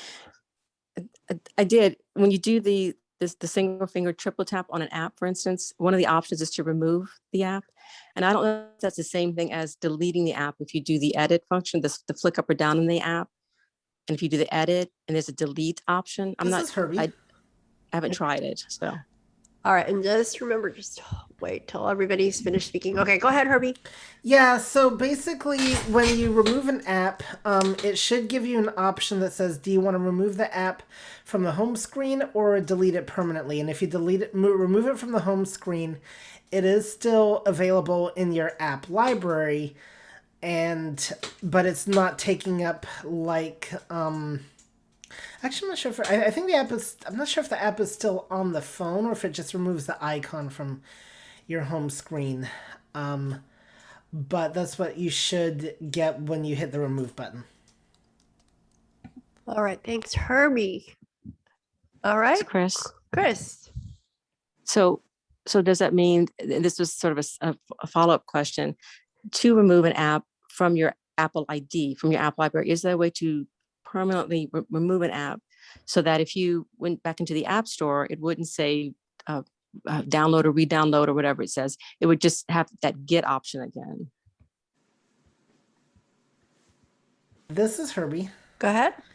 That is a very interesting question, and that is a little bit above my pay grade as I want to say offhand, no, short of maybe if you, though I don't know how this would work, like say if it's a free app, maybe if it's a paid app and you get a refund, maybe it would work like that. Maybe somebody that's had an app refund would know. But as far as I know, I don't even think in your history you can even remove an app from your purchase history. So I feel like that could be a bit above my pay grade though. So okay. Thank you, Herbie, for trying. Okay, Chris. This is Tree. Go ahead, Tree. Yeah, I suspect that is going to be tied to your Apple ID. So I think they'll have a record. And that's why I think it's going to show re-download. Okay. But I did want to make one comment about what Chris said about the page separator and double tapping. You can only go one direction. You can only go forward. You can't come back with a double tap. On the page button, page mover, page. Yeah, the slide page mover. mover? If you double tap, it'll go to page 2, double tap page 3, double tap page. Oh. So you just can't go backwards with it. Oh, okay. Well, I'll have to try it out. I never did it before. All right, Chris, any follow up? This is Chris. Yes. Yeah, that's correct. That's correct, Shree. And so the problem is once you download an app into your Apple ID, like say with kids, once it's downloaded, you can never, it's like the Roach Motel. Once it checks in, you can never check it out. It's there forever. Right. It's a problem. Unless you take This them is out of free. your Apple ID or something. Okay. All right, go ahead. I was just saying, I think the only way it's not going to show up is if you use a different Apple ID. Yeah. All right. this is Herbie. Okay, go ahead, Herbie. So, if I may ask, is there a particular reason why you would want it removed from your Apple ID? Like, is there something you're trying to see with the app, or like? Chris? Or she was just saying that with kids, you may It's not Chris. always want to. Yeah, go ahead, Chris. No, it's just because I have bad kids, because they download stuff and once it's there, the horse has left the barn. I can never undo it. Okay. All right. Basically. Yes, that's the reason. Yeah, I wondered the same thing. So thank you for that explanation. This is Terry. Go ahead. This is Terry. Yes, I go ahead, wonder, Terry. would it be helpful to have you pose this question to Apple? Because, there are all kinds of kid-proof, quote unquote, and that's an oxymoron, I think, but there's all kinds of kids-proof things that, you can prevent kids from getting into without your permission. And so somewhere there's got to be a way that, for just the reason you stated, that you can undo certain things. And I wonder if you have posed this to Apple, Chris? just to see if they have an explanation. This is Chris. Okay.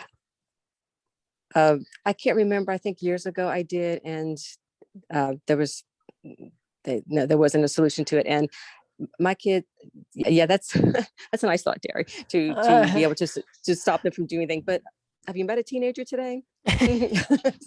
Yes, they are not your father's teenagers. Okay. This is All right. Herbie. No. Okay. All right. Brad. Okay, Herbie and then Brad. Well, I just had an interesting idea. Maybe you need to ask another teenager how to do it. Maybe they might know, because sometimes they are smarter than us. Yeah. So. They're not going to tell. Okay, go ahead, Brad. Moving on. I haven't paid that much attention to parental controls because my kids are grown and they're on their own. But I believe there's something in parental controls whereas you can fix it so you can make it so anything from the app store, the music store, any download has to be approved by the parent. So I think that even if you had purchased an app and downloaded it, removed it, that anything, even something that's previously purchased, you have to approve it before they can download it. I would look into that. Okay, Chris says, sorry. Other thing I was going to say is, I don't know if this is true for the App Store, but I know it's true for music, and you can hide previous purchases. And I don't know if that's possible for the App Store. It is for music. And then there's, there's a convoluted thing you have to do to log into that, your Apple ID on the website to unhide purchases. But I would look in to see if that's possible for App Store purchases as well. All right, Chris, you want to follow up, and then we'll move on. Yes. This is Chris. Uh-huh. They have several. I have a couple of kids, and they each have their own Apple ID. And yes, Brad, I've been for years now under screen time, and before that it was something else. And yes, there is a way to do what you're saying, to have them approve the apps. But there's some other ways that they get around that, and they can actually go and they change accounts, and they go to their siblings' accounts, and they can download it directly from there and bypass me instead of doing that. So I have to go and do some other stuff. There is that hide feature, but then it's a constant merry-go-round. I'm constantly like, who's got that app? Let me hide this one. Who's got that app? Let me hide this one. It's over there. And, got to get back on the PC. It's just too much maintenance. So.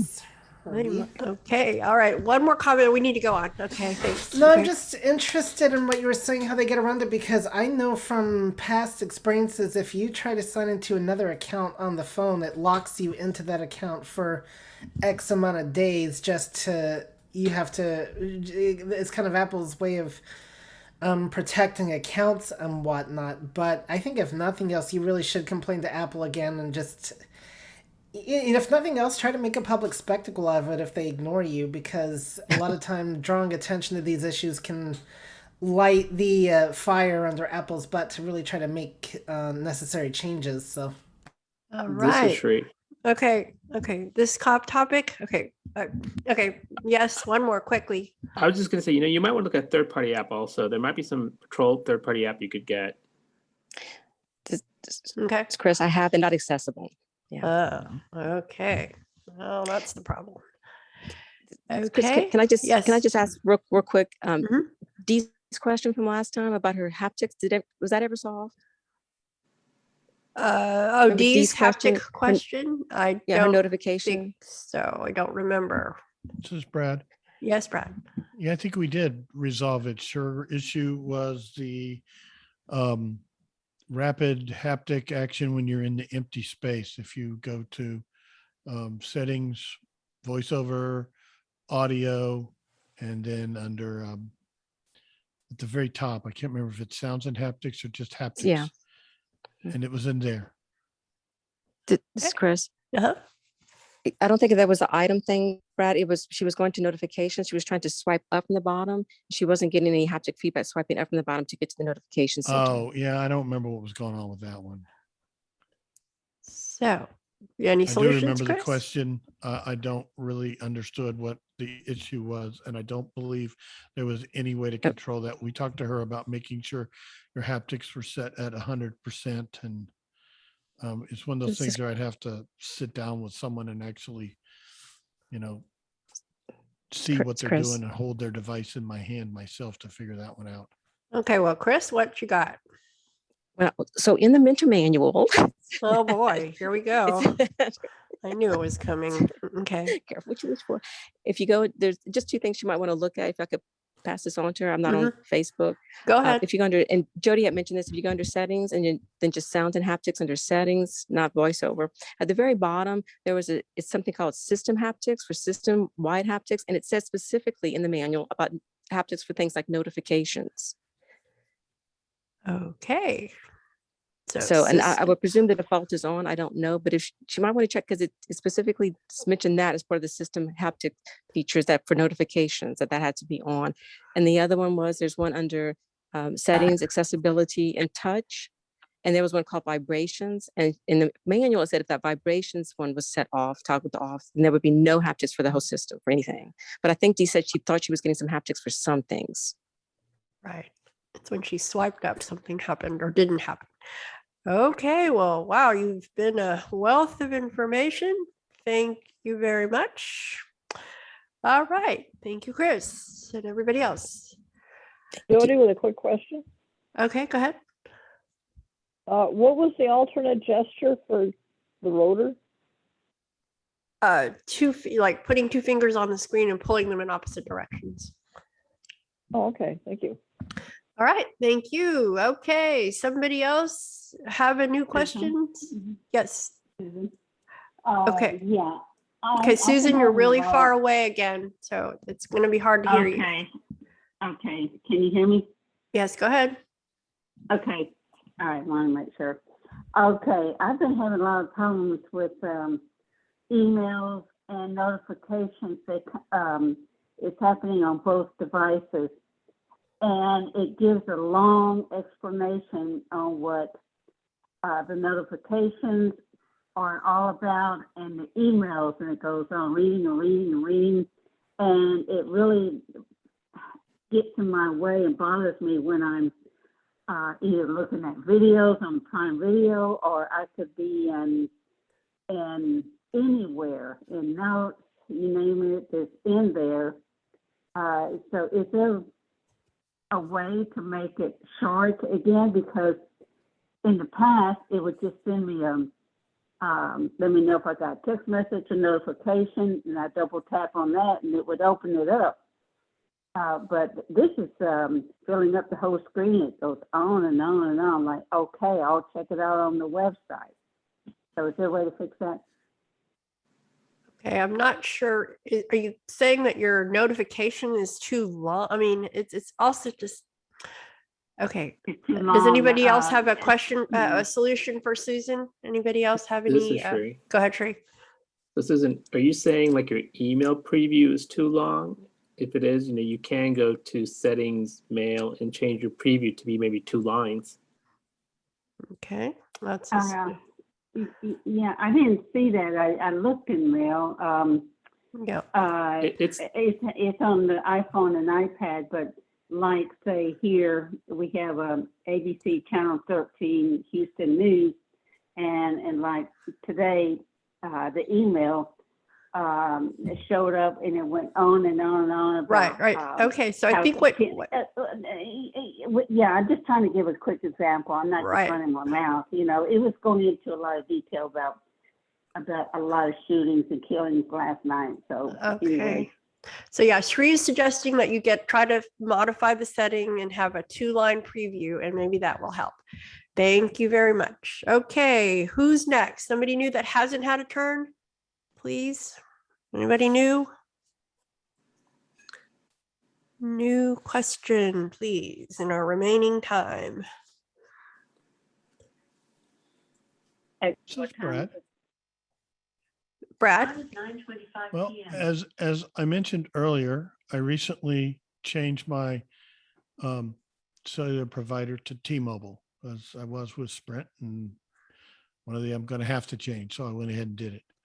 Now that I'm on T-Mobile, I find that whenever I get a voicemail, I get a text message with a transcript of the voicemail, and I'm wondering if anyone knows if there's a way to disable that. I mean, it was just enabled by default. I've gone through the phone settings and I've gone through, I've looked what I can find in messaging. I never did this when I had Sprint. Hershey? And it started as soon as I switched. And it might be nice if the transcripts are accurate, but they're not.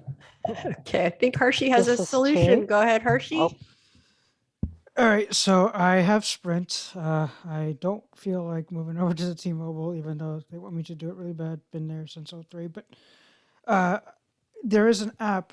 If I'm not sure if you have a folder or something that comes from T-Mobile, and it's called Voicemail. I know I'm using Android, so it's slightly different, but that's where the voicemail is taking place, like the transcription part. So if you were to close that app or something, that could be an option.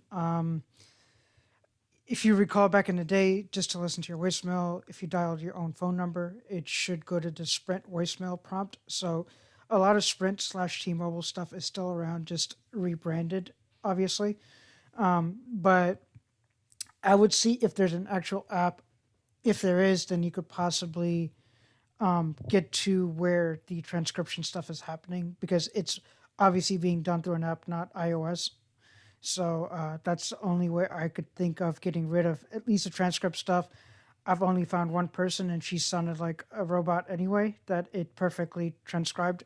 Every other transcription's been wrong, so I definitely feel your pain. Exactly. All right, This is Terry Ann. Brad. Hang on, Terry Ann and then Sri. I have had T-Mobile with my iPhone for over a year, and I just started noticing this transcript stuff like since I updated to 14.8. I did not have it before. I did not turn it on. It's just all of a sudden appeared, and I don't care for it either.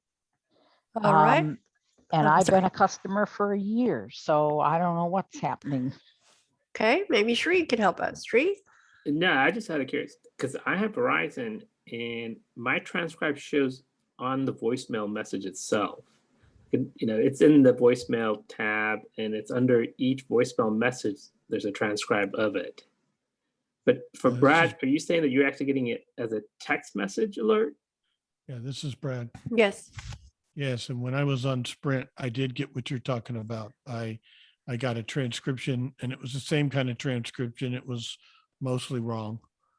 But yes, now since I switched to T-Mobile 2 weeks ago, I now get a text message from the phone, and it says it's from whatever the phone number was that called me, even if that phone number is not a Hershey. mobile phone. It's just, there. This is And I Herbie. think what Hershey's talking about, if I can go into my voicemail settings, like you said, call my own phone number and go through the old school way of doing that.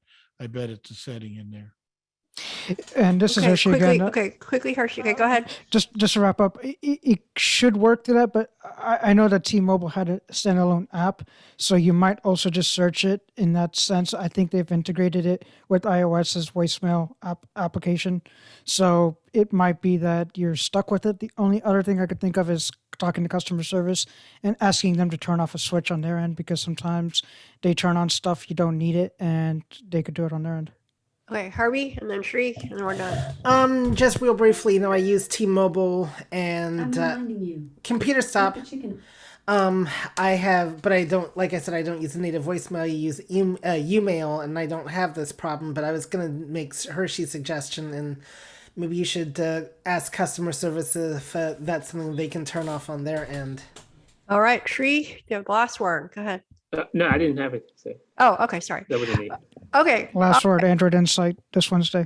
Yeah, I'm coming up. Okay, so just real quick review announcements. Thank you, Brad, for helping me co-host and everything today. Real quick, tomorrow is iBUG mini buzz on Clubhouse from 5 to 6 Central Time. Then we have on Wednesday, we have Mac Buzz on Clubhouse from 5 to 7. Then we have the Android Inside from 7 to 8:30 on Zoom, on this same Zoom conference line. Join us for all things relating to the Android. Okay, and then Thursday we have iBUG Trekkie Talk, talking about series Discovery season 3 episodes 1 and 2. Then we have the movie iBUG Night at the virtual movies. We will be watching The Lincoln Lawyer, and that will be a pretty cool movie. And then we have on Saturday the iBUG Apple Workshop from 2 to 4 Central Time. So something for everybody. We hope that you'll come to some or all of these events. And with that, we will bid you good night. And thank you very much. Good night. Thank you. Good night. Good night. Good night, everybody. Go Red Sox. Bye. Thank you. Good night, everybody. Bye, everybody. Stay well and be safe. Thank you.